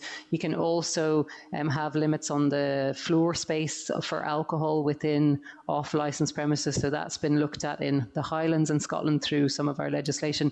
And I think so I think it's working out creative ways to protect what the surrender principle does do without having those kind of anomalies, which, we would see a pub as being overall likely to cause less harm in the longer term than a big supermarket in terms of alcohol sales. Yeah, I wonder if there's a way of kind of rural proofing it almost, because this is, I think, more a rural problem. Okay, thanks a million, girls. Thank you. Thank you, Mark. Thank you. Can I then ask for Kelly to be brought in? Thank you very much, Chair, and thank you very much, Niamh and Rachel. your presentation has certainly helped to remind me just how serious this matter is and that we need to get it right.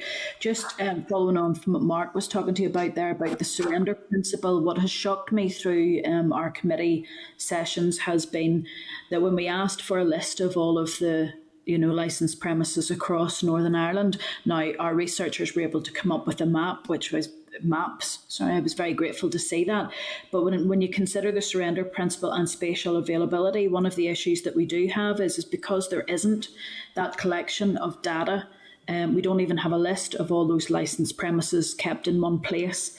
You can definitely see from the maps that people can apply for, if there's a license available for them to apply for, and they can be those licenses can be allowed to gather up in certain areas. I know you can imagine a city like Belfast or up in Derry or any of the larger towns, you would see a larger number of pubs, but it's when you add into that those places, other places where you can buy alcohol, you start to see concentrations, and that has a little bit of a concern for me on the surrender principle, because if we allow that to go uncontrolled, then we just build up more and more problems in particular areas. On the alcohol sales data, I'm shocked, absolutely shocked. As a government, we can't produce any information on that. Can I just ask, Niamh, did you say that it was Public Health Scotland that produced the data on the Nielsen? So they buy the data from Nielsen, they're a commercial company, and then they analyse it, yeah. Okay, so now I want to just be cautious in saying that I obviously haven't spoken to, so just in case I'm landing the Public Health Agency in it and they maybe do analyse this, but it certainly isn't available publicly at the moment, and I haven't seen anything published to tell us what the trends are. So I was trying to see if, it would have been nice to have a graph alongside not nice, but the deaths, that we were able to see that trend in deaths to see, is consumption rising at the same time, or is there something else causing those deaths? Now, I would expect that it's consumption related, but we don't have the data to show. Yeah, no, it's one of those things, as the chair said earlier, without data, how can you prove or how can you disprove, what we think we know? It's vital. I think that's something that we may have to consider. One of the other things that was on one of your slides is that you've said that arts and entertainment should not be alcohol focused. Couldn't agree more with that. And this is where I have a bit of an issue, because we've heard from people that having the entertainment license and the license to sell alcohol run together so that both would end at the same time does sort of sound as if we are putting the focus on entertainment with alcohol licensing. So I'm just wondering, what are your thoughts? Should we keep that separate so that those who have entertainment can continue to have your entertainment license irrespective of the license to sell alcohol, or do you think that it's safer for those to be kept together? So I am not 100% sure. I don't have a strong view either way. I guess in principle, you would want people to be able to provide entertainment without having an alcohol license. So I don't know if I'm not sure exactly what the technical details of it are. Can people opt out of the alcohol license and still have the arts and entertainment bit, but it's just combined? So I'm not quite sure. But yeah, I think what I've seen in terms of some of the work that's been done in some boroughs of London and places like that is it's quite a long-term approach to sort of planning for a town or a city to say, right, how can we work with business communities in this place to transform our nighttime economy, to see it as being a completely different thing from the daytime economy, and for that not to just be about alcohol, for that to be about, what are the kind of light shows that are put on in the winter that families and children can go to late, up to 10, 11 o'clock at night, that are, nothing to do with alcohol really, but are, a form of entertainment that just brings in that revenue, creates that employment, but doesn't have as much in relation to the harms associated with it. So that's just one example, and there are others I could recommend to speak to you more about that if you were really interested. Yeah. One of the things that was of interest to me is when ACC, McEwan was talking to us earlier, there was a mention of the late night levy. And I appreciate that it was mentioned in the context of this could potentially raise income. Kelly. or local authority. But I'm actually wondering, is there any evidence anywhere of that latent levy being used in GB to fund alcohol prevention programs or health programs? Yeah, so I actually looked that up when I realised I didn't know the answer to a question that was asked earlier on it. So on the late night levy, I think the question earlier was how is it set? So it excludes hotels and village pubs, and it's and a few other venues like theatres and things. But it's set at a rate that's proportionate to the rateable value of the premises. So just to cover off that question, but yes, in England and Wales where this applies, it's introduced on a local basis. 70% of the levy goes to the police. Currently that's mandated, and the other 30% goes to the licensing authority in the local council. So our licensing is led by local authorities, local governments. So it goes to that 30% of it goes to the local government, and then they disperse that as they see fit, really. So they can disperse it on anything to do with alcohol. So they could fund prevention activities. Obviously the 70-30 is arbitrary, and you could decide what was right for Northern Ireland if you were doing that. I should also say that, sorry, just to add to that whilst I think of it, I think that there have been some areas where the late night levy has been challenged. So as far as I understand, it's been used on a relatively limited basis. So I know Newcastle have it, I think Islington in London have it. So there's about sort of 7 or 8 areas out of a couple of hundred who have introduced it in England and Wales. It hasn't been massively taken up. So, and I'm not sure exactly why that is, but I think it's been in place for quite a long time in those areas. Okay, very interesting. One of the last thing, and it's not in your paper, but it's something that's just hit me. Your paper does talk about the amount of incidents that can happen. Talk to us about the drunkenness, the assaults, the injuries. This is sort of ambulance and police that have to come on scene after people get out of bars and restaurants, especially if a lot of alcohol has been taken. I'm just wondering, with regards to those licensed premises, at the moment, as happens in so many places, once a person is outside the door of that premises, the licensee has no responsibility for them. But should we be considering the footfall around a licensed premises as still being within the responsibility of the licensee? So for, it might only be, 5 acres or something of a licensed premises. We currently have it in public transport, where if someone, for instance, gets off a public transport bus and falls within 3 feet of a bus, then it's within the insurance claim of that bus. But if someone comes out of a bar and there isn't a responsibility for the licence holder to manage what happens outside their premises, then that's where assaults can happen, an injury, and ambulances are called. I know that licensees will not want that to happen directly outside their premises because it'll give it a bad image, but any evidence of licences being extended to include almost like an apron around licensed premises that means that licensees would have to take responsibility there? So I was losing you a little bit during that, but I think I've got the gist of the question. So my understanding is that there's some evidence around kind of I think it's called like last drinks responsibility. So it's where if somebody is injured or responsible for a crime and the last place that they drank, the last place that served them alcohol can be held responsible. So that's kind of legal liability thing. I think there are quite mixed views around that. But so not exactly what you're asking about, but there are other things that are, I suppose, more normal in Wales and in other places where. So 2 things that I can think of. One is that I share your concern about not having a database about licensed premises. We have very poor data in other parts of the UK too. It seems to somehow evade our systems to actually know what premises are operating at any given time.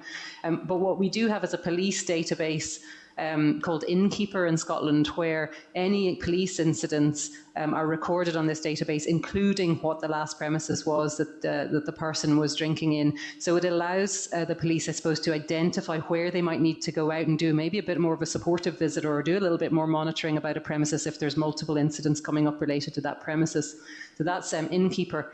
in Cardiff, there's a thing called the Cardiff model, which is A&E departments working out where someone was drinking before they come in with an alcohol-related problem into the A&E department. And then I think, again, kind of outreach to those premises it's a kind of a form of identifying, I suppose, potential problem premises.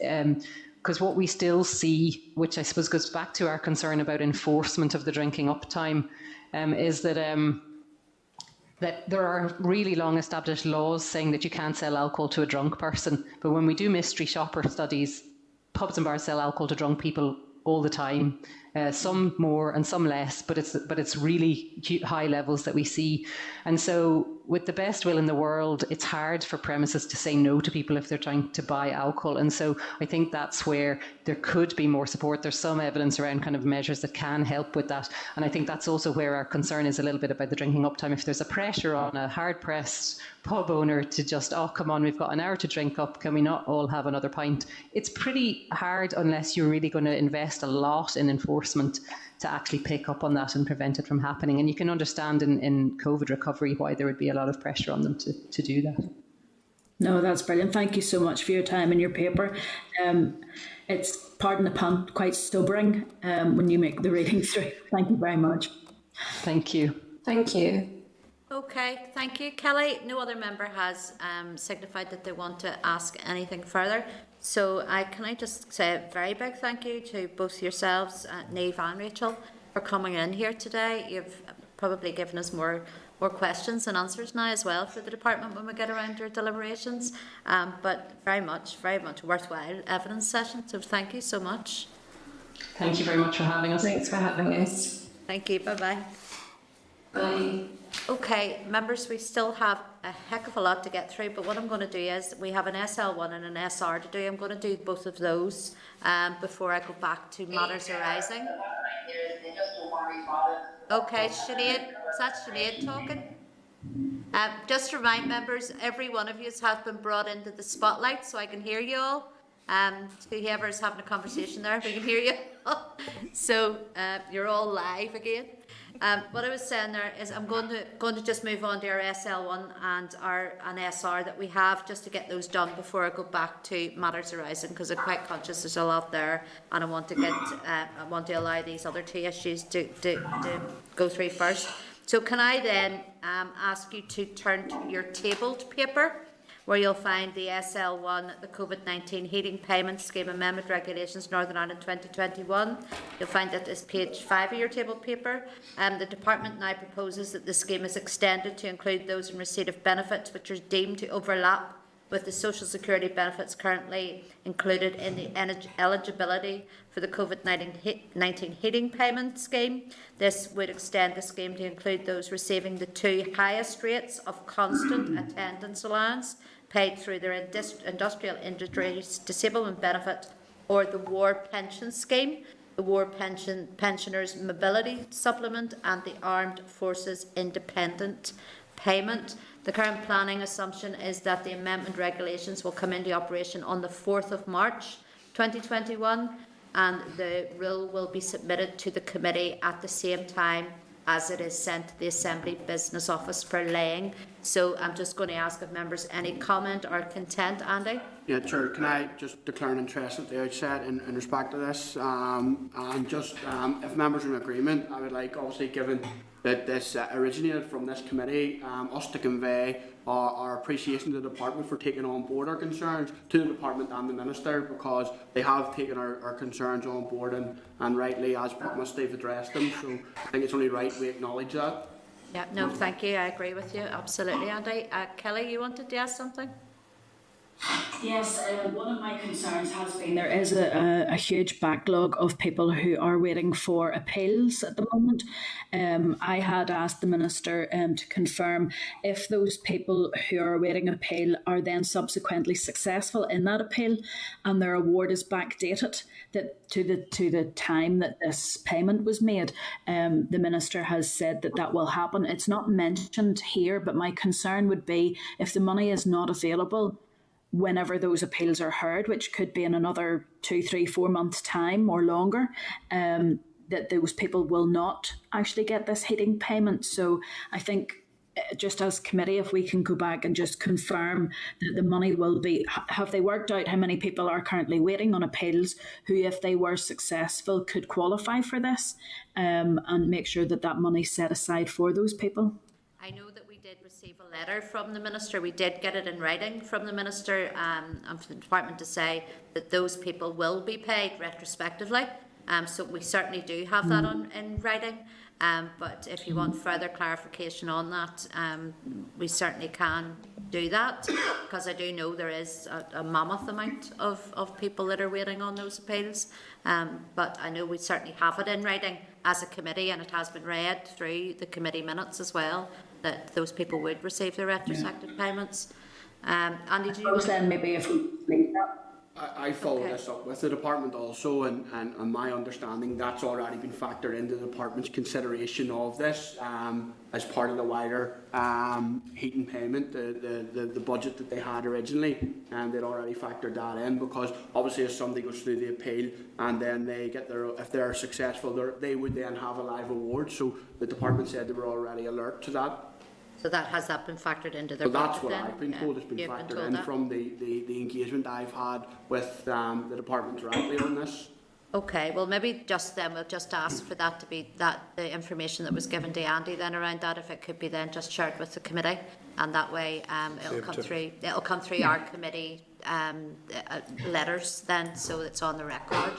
I've just had the same. You've had the same as well as Andy, Robin? The only thing I would say, Chair, is I've had that confirmation verbally, so I don't have anything written down. I'm happy to go back to my contact and see if I can get that in writing and put it through the committee system. Either way, that would do, yeah.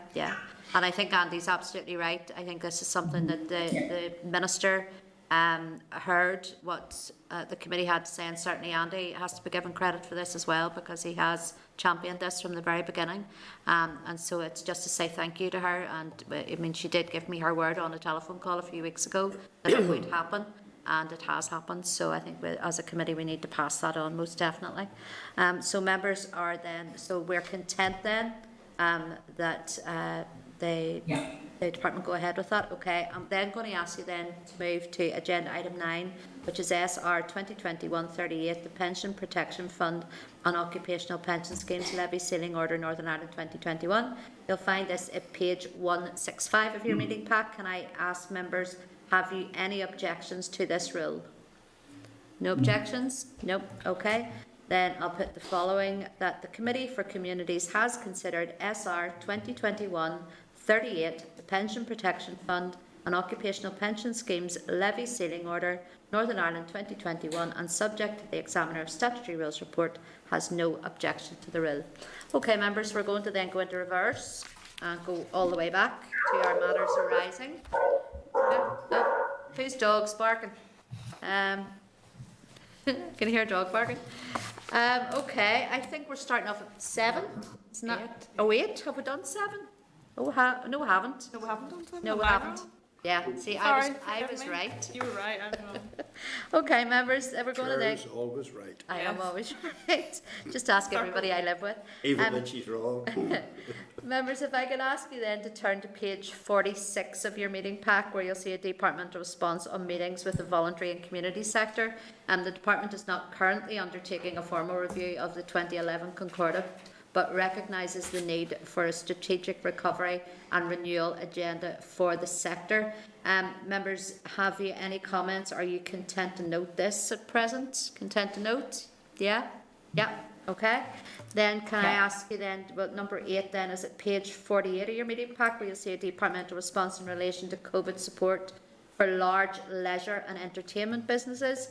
The department has said it's not aware of any proposals to develop a specific funding package for the large entertainment and leisure sector, including cinemas, and given the range of activity that might fall within that definition, it would be a case it would be in any case seem to extend beyond the DFC remit. In November, Omniplex submitted an application to the Arts Council Stability and Renewal Programme for organisations. That application has now been assessed by the Arts Council, and the department understands that an offer of grant has been made to Omniplex. Can I then ask members any comments or content to note that? We will, of course, send that response on to, I think it was maybe House and Omniplex had brought that to our attention, but we'll send that on. Members content to note then that, yes? Yeah. Okay. Then number 9 is at page, page 50 of your pack, where you'll see a departmental response in relation to COVID sports funding. This is the it has been rumbling on and on and on and on. I'm not going to read out everything that it says here, but I'm satisfied at present that both the Minister for the Communities and Minister for Finance seem to have got together on this, and they're looking at those that have seemed to have slipped through the net. I think the committee will still keep it under their watch because it is important, and I know certainly I had put a question down to the Minister for question time on Monday, which didn't get to me, but I have received the written response on that, and he is certainly aware that there are sporting clubs that have fallen through the net here, and that they are actively looking to see how they can support them in that.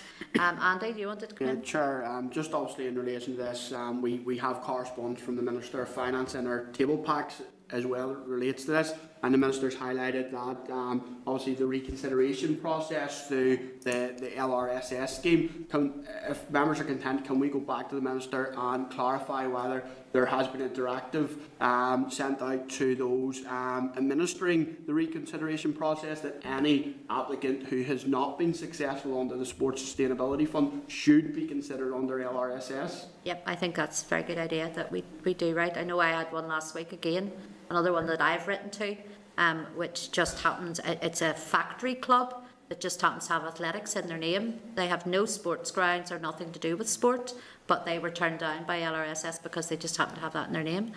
So, I mean, and I've heard of others, all the various clubs right across Belfast, certainly, from all parts of our communities that have been turned down because they just happen to have the name of a sports club or the name of a sport in their name, but they're actually just a social club. So I think Andy, you make a good point, and we'll write back in and ask for clarification on that. Members content then we move on from that one? Yeah. Okay. Where are we? Number 10, yeah. Sorry, did you want me to mention something else, sir? Sorry, go ahead, who was looking in? It's Kelly, sorry. Chair, I was just going to say the Minister has announced today that the Sports Sustainability Fund has started to make payments. They have said in their letter that at that stage the officials will be in a position to start to provide detailed information. If we could just ask the department, obviously the payments are going out at the moment, but if we could get a breakdown on who has been awarded the funding, that would be very helpful.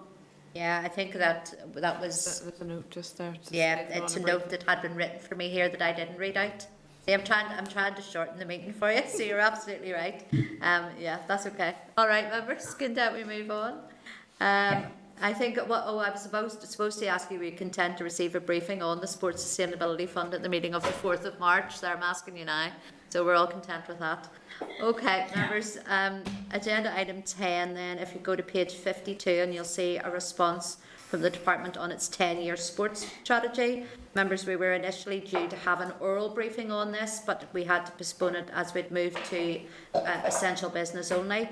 The project team hoped to have an opportunity to engage with the committee in the course of the development of the final strategic document. Members, are you content to note that?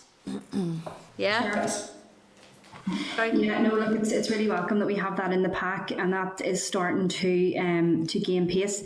I think it's very important. I know we mentioned it before, but and obviously we'll get to it during our deliberations, but we need to make sure that includes, any strategy includes a focus on promoting female participation in sport and also disability participation in sport as well. I'm glad to see within the document that we received in the pack today that there is mention of a collaboration with the Department for Education in terms of physical literacy. I think that's vitally important because, especially as we kids return to school, and obviously there's the rightly a lobby in terms of getting kids back playing sport, which they should. But I think PE in schools is going to be a big issue, and I think making sure that PE and physical literacy is a core component of the curriculum is going to be a big piece of work. No, thank you, Sinead, and thank you for highlighting those issues. I think you're absolutely right in what you're saying. So, members, any other comment on that, or content that we move on with it from that? Yeah? Okay? Agenda item, or sorry, the next is number 11 is page 67 of your meeting pack, where there's a response from the department on local inclusive labour market partnerships. So it states that all 11 councils have agreed to take part, and officials have met with council representatives to progress setting up these partnerships in each area. The impact of the draft budget allocation is such that the department cannot guarantee at this time that funding will be made available to labour market partnerships. I just probably would just want to make comment on that myself as someone who sat on local council, and I know many of us did, and we've seen time and time again powers and partnerships being handed over to councils without the money to follow, and I know that is a big issue for councils. So I think this is one that we maybe just need to keep a watching brief of as well, because we don't want something to end up with council having the full liability for spend, because I mean we're all political parties and we all have members who sit on these councils who lobby us individually as well. So our members agreed with that. Do we just keep a watchful eye on that one? Agreed. Yeah? Content to note then? Sorry, Kelly, go ahead. Sorry, yes, Chair. I just want to say that I'm aware of some councils that did spend time developing up their proposals. Others maybe didn't wait up to see what the money was going to be like. But it's just we're coming out of COVID. We know that the ministers already had trouble getting money out of the executive for Job Start. Well, to get any additional money for Job Start, and then if this programme's not going to happen, I am concerned that our minister is trying to come up with proposals and each turn is being blocked because there's a lack of money available. Northern Ireland is going to be very shortly, hopefully coming out of this pandemic with a number of people who will be unemployed, and it will fall back on this department and the staff in the department to manage all of the universal credit claims and to provide the support for those people. So I'm just thinking that I know there's very little more we can do at this stage until we see what the budget is, but there's more and more of our ministers' employment options that are not being able to progress. I'm just wondering if there's something we can do to ask the minister to detail it. I know that there's another paper later on where there's some details and interventions there, but all of these progressive ones seem to be getting knocked back, and it's very concerning. Yeah, I agree with you, and that's why I think this one, we can't take our eye off this one, certainly, going forward. But we can certainly ask more detail around this, and and show our support for this whenever it does come to the budget. We'll all be making speeches next week, so it's maybe something we want to bring up there as well. Members content we move on then? Yeah. I see hands up. Mark, sorry. Did you want to make a comment? Sorry, Chair. Sorry. Thank you, Chair. No, I concur with Kelly's concerns there. And it's not just the labour market interventions through DFC that are under threat. We also have to look at things like the loss of European structural funds and the impact that's having on the economy department's support for such programmes, employability and skills programmes, which is going to be pretty severe in the coming years. So I think there might actually be maybe scope for some cross-departmental collaboration on labour market intervention, and I think that's something that the executive should certainly be open to and looking at. Yeah, okay, Mark, we can ask that question. What are they doing cross-departmental to further the aims? No, that's fair enough. Members, happy enough we move on then to page 69 of your meeting pack, which is a departmental response in the definition to affordable housing. The department revised definition no longer makes reference to households who can afford a small mortgage. The revised definition has been widened to include social rented housing, intermediate housing and intermediate housing for rent. I know, Mark, you had brought this up the last time it was on the agenda. Just if you any comment, or any other members, any comment or content to note? No, content to that, okay. Chair, because I think the McEwan had been around what a small mortgage was, but if that's been taken out. Yeah. Okay, thank you. Members, we'll move on then. If you could turn to page 74 of your meeting pack, where there's a departmental response on the food pallet scheme. This is something that I brought up in committee following conversations with one of my local community centres. It says the scheme is a short-term response to tackle food and essential items poverty in a post-Brexit environment and the continuing COVID situation, and will be active until the 31st of March. The scheme has bulk purchased £1 million of food and essential items to bolster community food providers, with a further £250,000 being made available to food charity Fairshare. Linus Foods have been appointed as a supplier. The department states that there are inevitably occasions when requested items may be temporarily out of stock, but arrangements are in place to ensure that it is immediately substituted with a similar item of a comparable price, and the department has recently confirmed this process with the supplier and have advised all participants of what to expect in the event of a product being temporarily unavailable. Groups can also request that additional essential items be added to their stock list. So all I can say is it must be very recently, because up until 2 weeks ago that wasn't the case. But thankfully that has changed, and that those issues have been ironed out. So I'm content with that.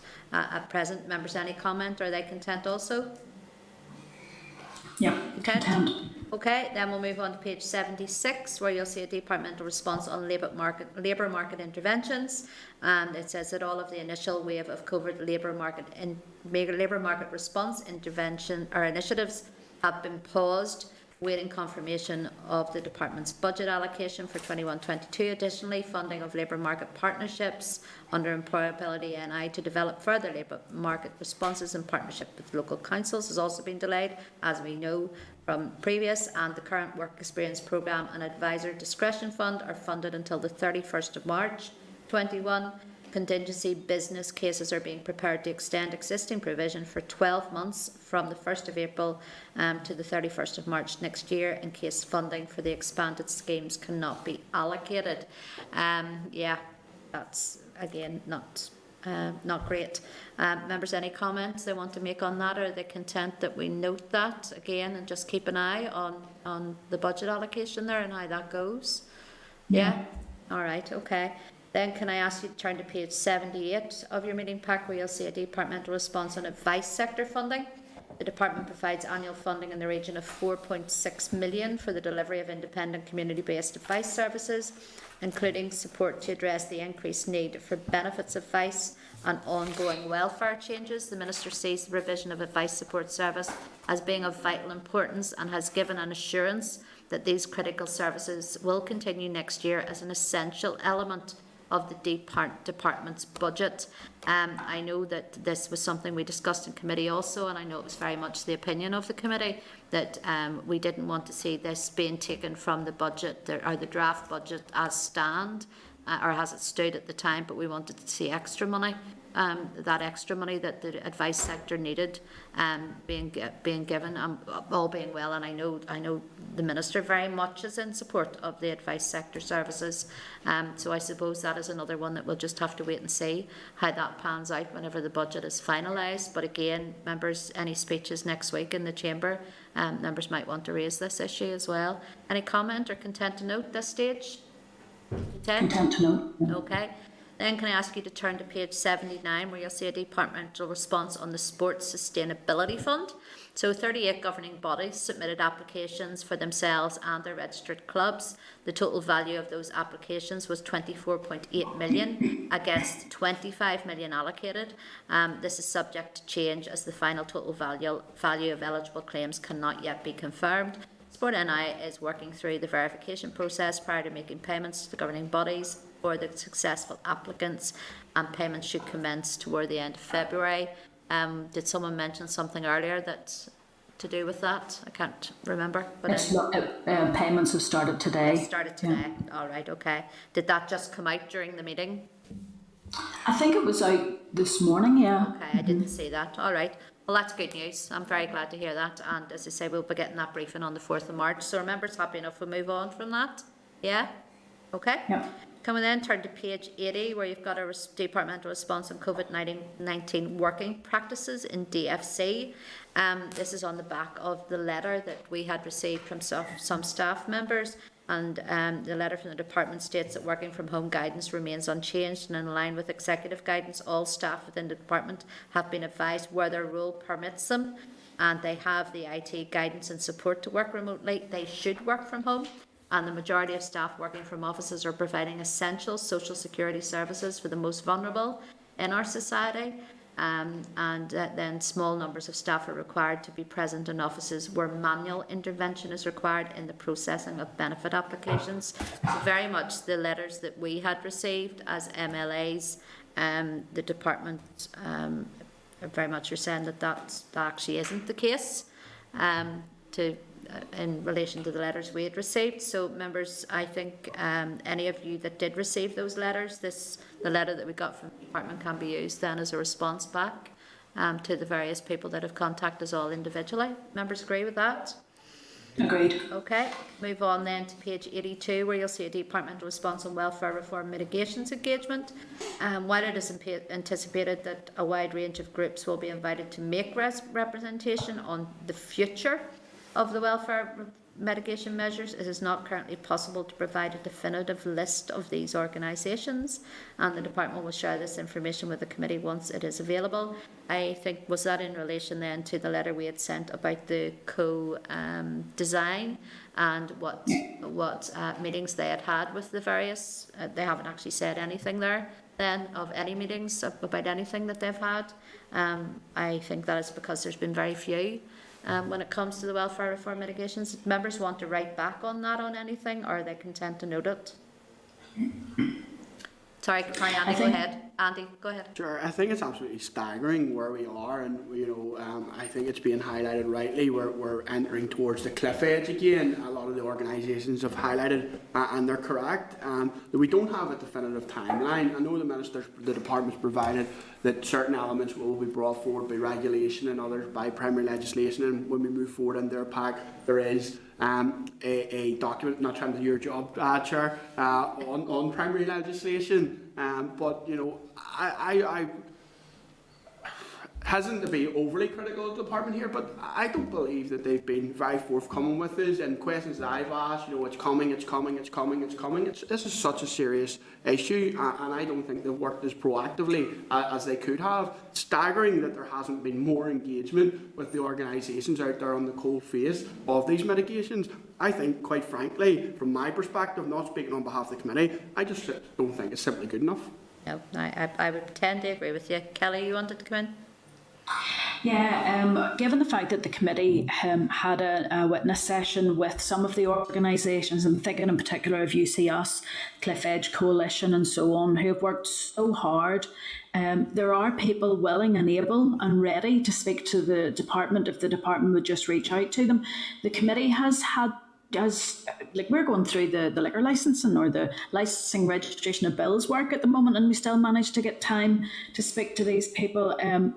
How can we possibly work forward what the future of welfare mitigations will be if we don't talk and engage with the people who are at the cold face in receipt of these? I appreciate that time's running out. We're getting to the end of this financial year and the mitigation package that's currently in place. The Minister has very kindly said, that her intention is to bring forward the bedroom tax and the two-child cap, close the loopholes. But there may be other options there. I know that I'm a strong advocate for the terminal illness details to be sorted out, but I'm just really, Andy, I'm really disappointed that we don't have any officers within the Department of Communities who can engage with those service users, and in particular those groups that have service users ready, willing and available, who can speak with clarity and are not going to be over the top. They're very clear about their needs and wants, and the Cliff Edge Coalition has provided information. So I think I would like maybe if the committee could write back to say that in New Decade, New Approach, there was a commitment to co-production and co-design, and at this stage, we're not seeing this happening from the department. The department is a huge department. There are a number of people there. This doesn't rest all on the Minister's shoulders. She has a team there that can reach out and help and get that evidence for her. I think that we should be supporting our Minister to enable those voices to be heard and part of the process. No, thank you. Thanks, Kelly. Mark, did you want to come in? Yeah. Just absolutely, I'd agree. This is just it's not an entirely unpredictable or unpredicted situation, but we seem to have been in more fucking cliff edges than Wile E. Coyote. The engagement with the sector here it's about getting the legislation right. It's why we were calling for it, or have been calling for it for over a year, so we can scrutinise it. It's about getting it right, because if they come forward with proposals that aren't right, or like with a safety net that's full of holes, then it's going to be more difficult to get it through the Assembly, to be quite frank. Oh, thanks, Mark. Robin, you wanted to come in? No, I just concur with what Mark said in his closing remarks. Yeah, I mean, this should be no shock or surprise to anybody. We've been asking for details on this for now over a year and have received little or nothing. Sorry, Karen, did you want to come in? Yeah, just to concur with everyone, it's vital that engagement happens with those organisations, and the department needs to initiate that immediately if they haven't already done so. As it was highlighted or raised there earlier, we are all committed and signed up to co-design, and it's vital that happens. So I concur with everyone else. Okay, thank you for that, Karen. So I think there was a proposal there to write back then to the department around the co-design issue. Members in agreement with that then, yes? Agreed. Okay. I'm conscious we've got like 6 or 7 minutes left, so let's push on. If I could ask you to turn to page 83, where you'll see a response again from the Department on Concerns by Unison, and you'll remember also this was a letter that we received. The response addresses queries in relation to supporting people, budget, voluntary and community sector pay terms and conditions, and employment and standardised regional payment rates. Members, any comments or content to note? And of course, we'll forward that response on to Unison. Yeah? Okay. Then can I ask you to turn to page 85, where you'll see a response from the Minister in relation to pupils returning to school and their mental health. Members, again, any comments? Are you content to note this? Yeah? Content to note. Okay. Then, Chair. Sorry. Hold on. Everybody wants to speak now.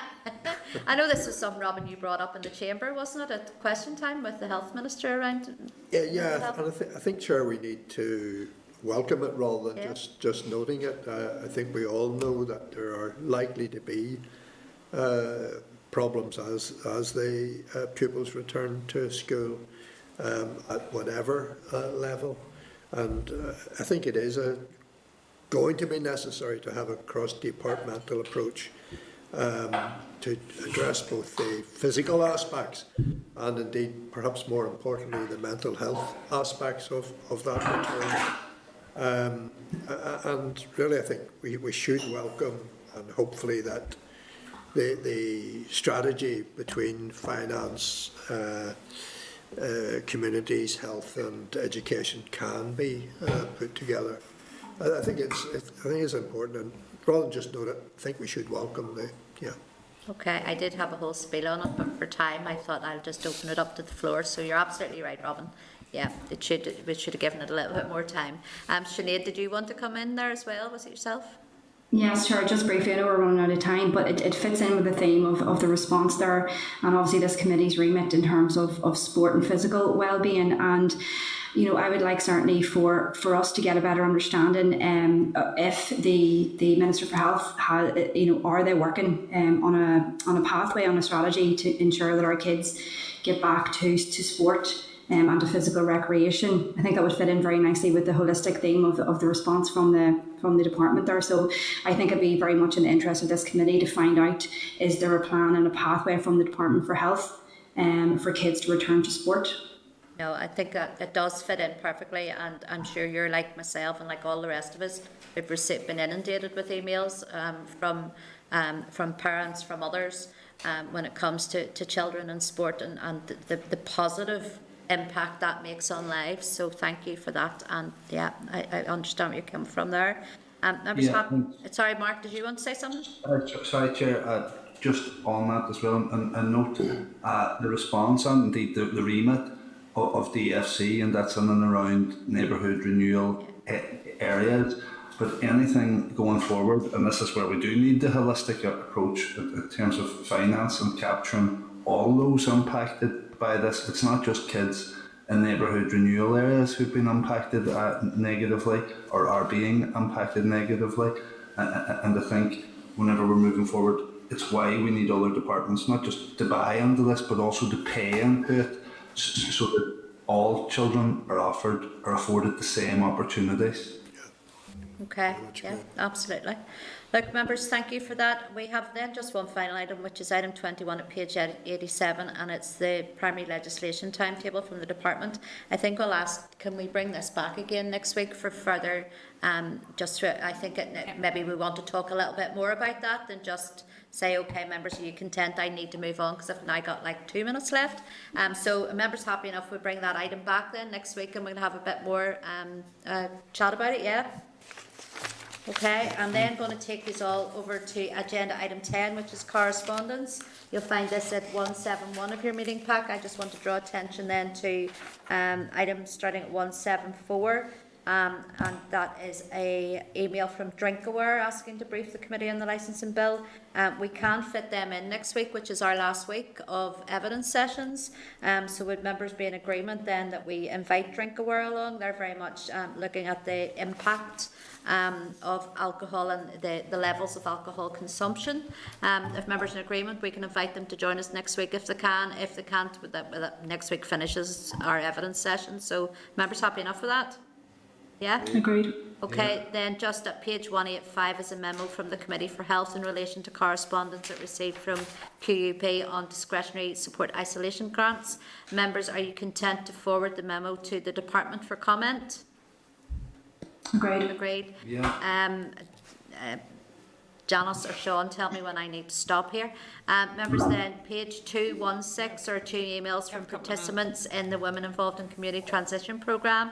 The emails express concern about the funding that is due to end. I brought this up, members, a few weeks ago in committee.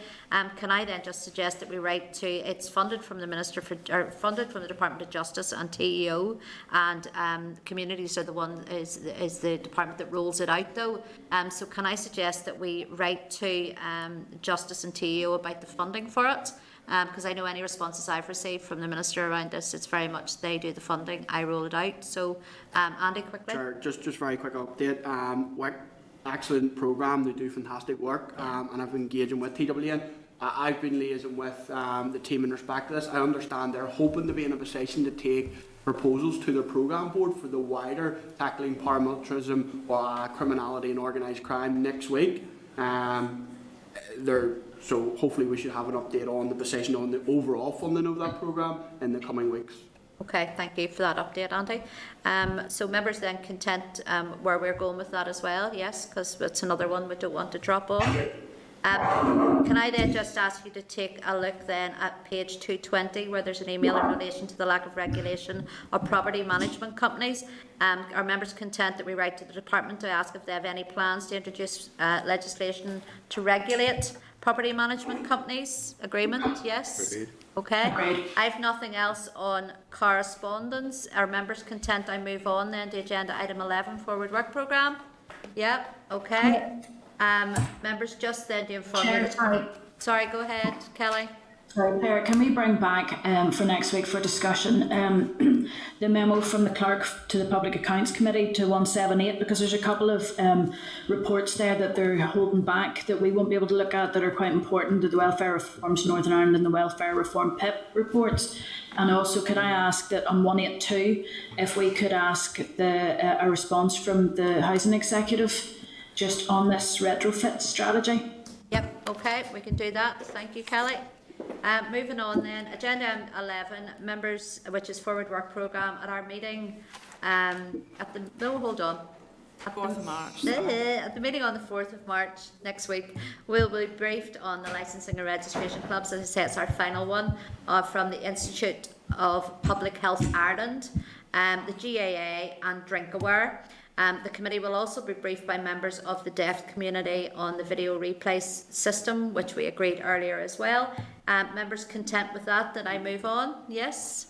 Agreed. Okay. Yep. Then item 12, any other business? And if you have, you better be quick.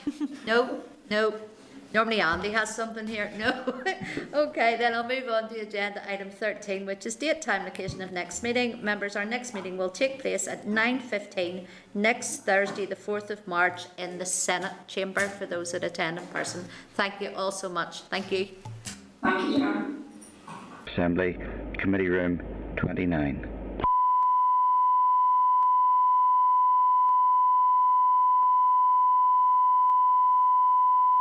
This is the Northern Ireland Assembly, Committee Room 29. This is the Northern Ireland Assembly, Committee Room 29.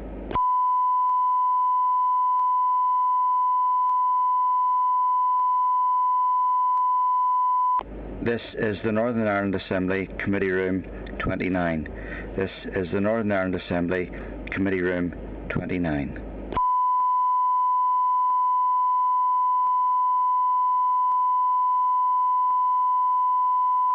This is the Northern Ireland Assembly, Committee Room 29. This is the Northern Ireland Assembly, Committee Room 29.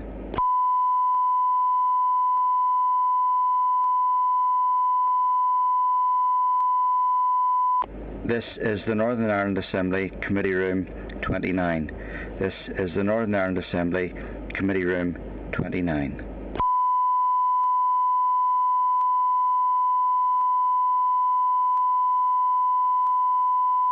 This is the Northern Ireland Assembly, Committee Room 29. This is the Northern Ireland Assembly, Committee Room 29.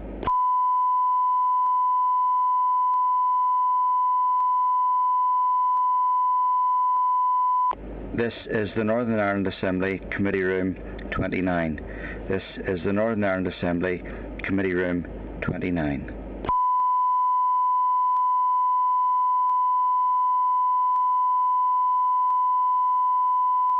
This is the Northern Ireland Assembly, Committee Room 29. This is the Northern Ireland Assembly, Committee Room 29.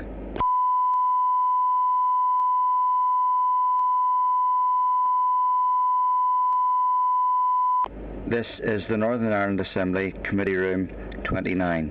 This is the Northern Ireland Assembly, Committee Room 29. This is the Northern Ireland Assembly, Committee Room 29.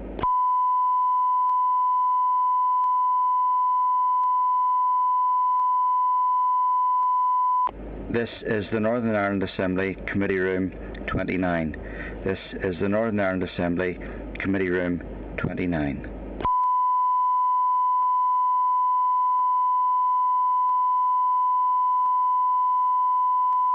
This is the Northern Ireland Assembly, Committee Room 29.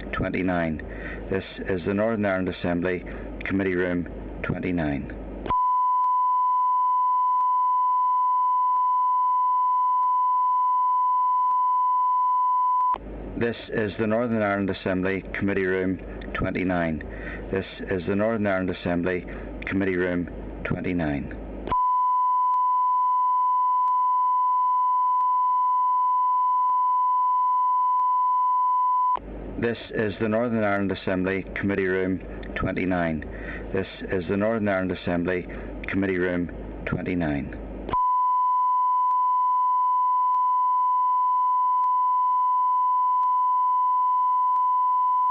This is the Northern Ireland Assembly, Committee Room 29. This is the Northern Ireland Assembly, Committee Room 29.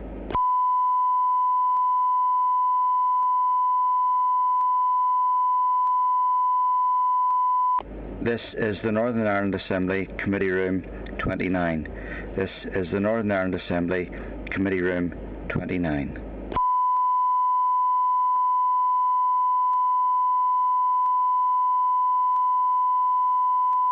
This is the Northern Ireland Assembly, Committee Room 29. This is the Northern Ireland Assembly, Committee Room 29.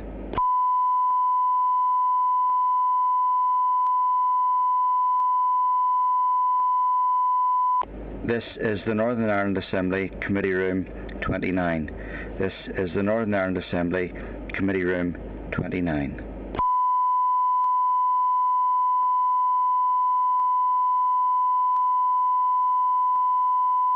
This is the Northern Ireland Assembly, Committee Room 29. This is the Northern Ireland Assembly, Committee Room 29.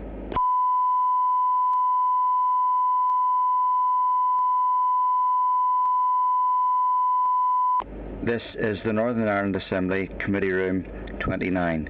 This is the Northern Ireland Assembly Committee Room 29.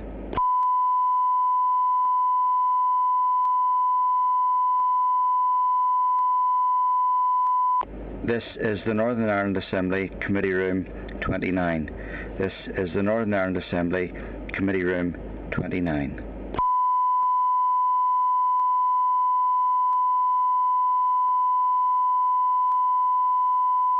This is the Northern Ireland Assembly Committee Room 29. This is the Northern Ireland Assembly Committee Room 29.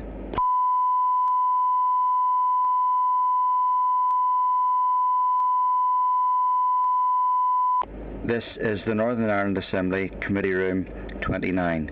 This is the Northern Ireland Assembly Committee Room 29.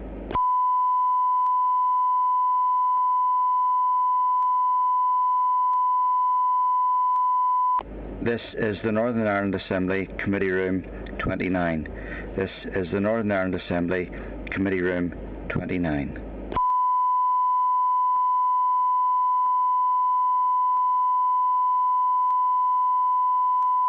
This is the Northern Ireland Assembly Committee Room 29. This is the Northern Ireland Assembly Committee Room 29. This is the Northern Ireland Assembly Committee Room 29. This is the Northern Ireland Assembly Committee Room 29. This is the Northern Ireland Assembly Committee Room 29.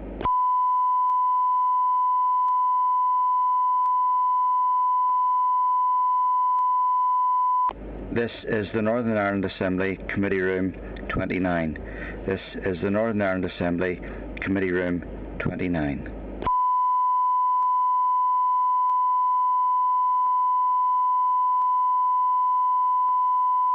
This is the Northern Ireland Assembly Committee Room 29. This is the Northern Ireland Assembly Committee Room 29.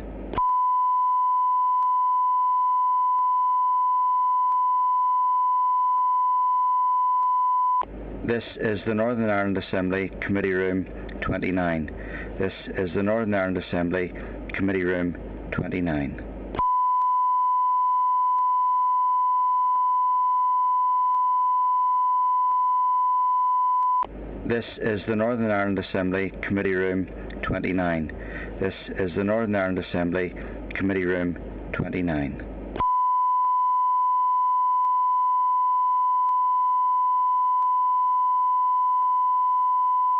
This is the Northern Ireland Assembly Committee Room 29. This is the Northern Ireland Assembly Committee Room 29. This is the Northern Ireland Assembly Committee Room 29. This is the Northern Ireland Assembly Committee Room 29.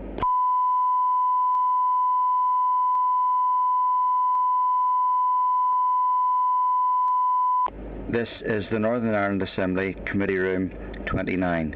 This is the Northern Ireland Assembly Committee Room 29. This is the Northern Ireland Assembly Committee Room 29. This is the Northern Ireland Assembly Committee Room 29. This is the Northern Ireland Assembly Committee Room 29.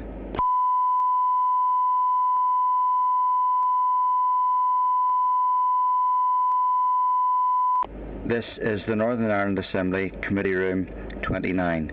This is the Northern Ireland Assembly Committee Room 29.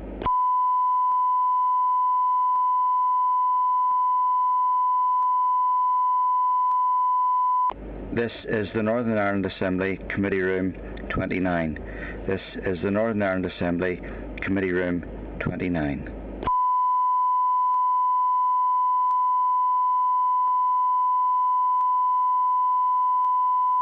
This is the Northern Ireland Assembly Committee Room 29.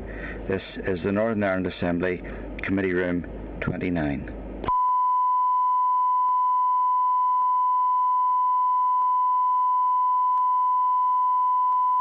This is the Northern Ireland Assembly Committee Room 29. This is the Northern Ireland Assembly Committee Room 29.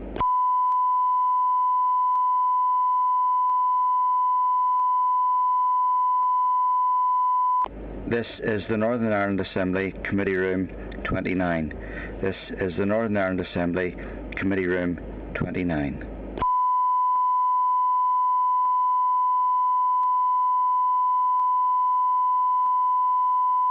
This is the Northern Ireland Assembly Committee Room 29. This is the Northern Ireland Assembly Committee Room 29.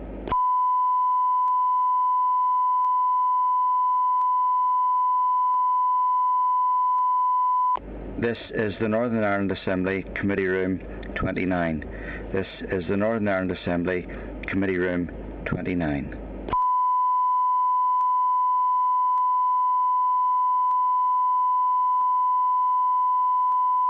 This is the Northern Ireland Assembly Committee Room 29.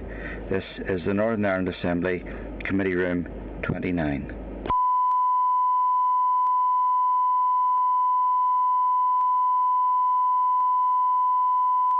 This is the Northern Ireland Assembly Committee Room 29. This is the Northern Ireland Assembly Committee Room 29.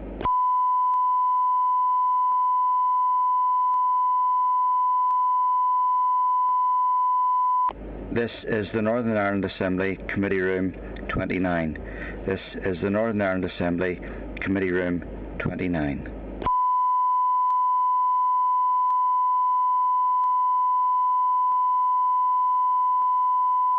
This is the Northern Ireland Assembly Committee Room 29. This is the Northern Ireland Assembly Committee Room 29.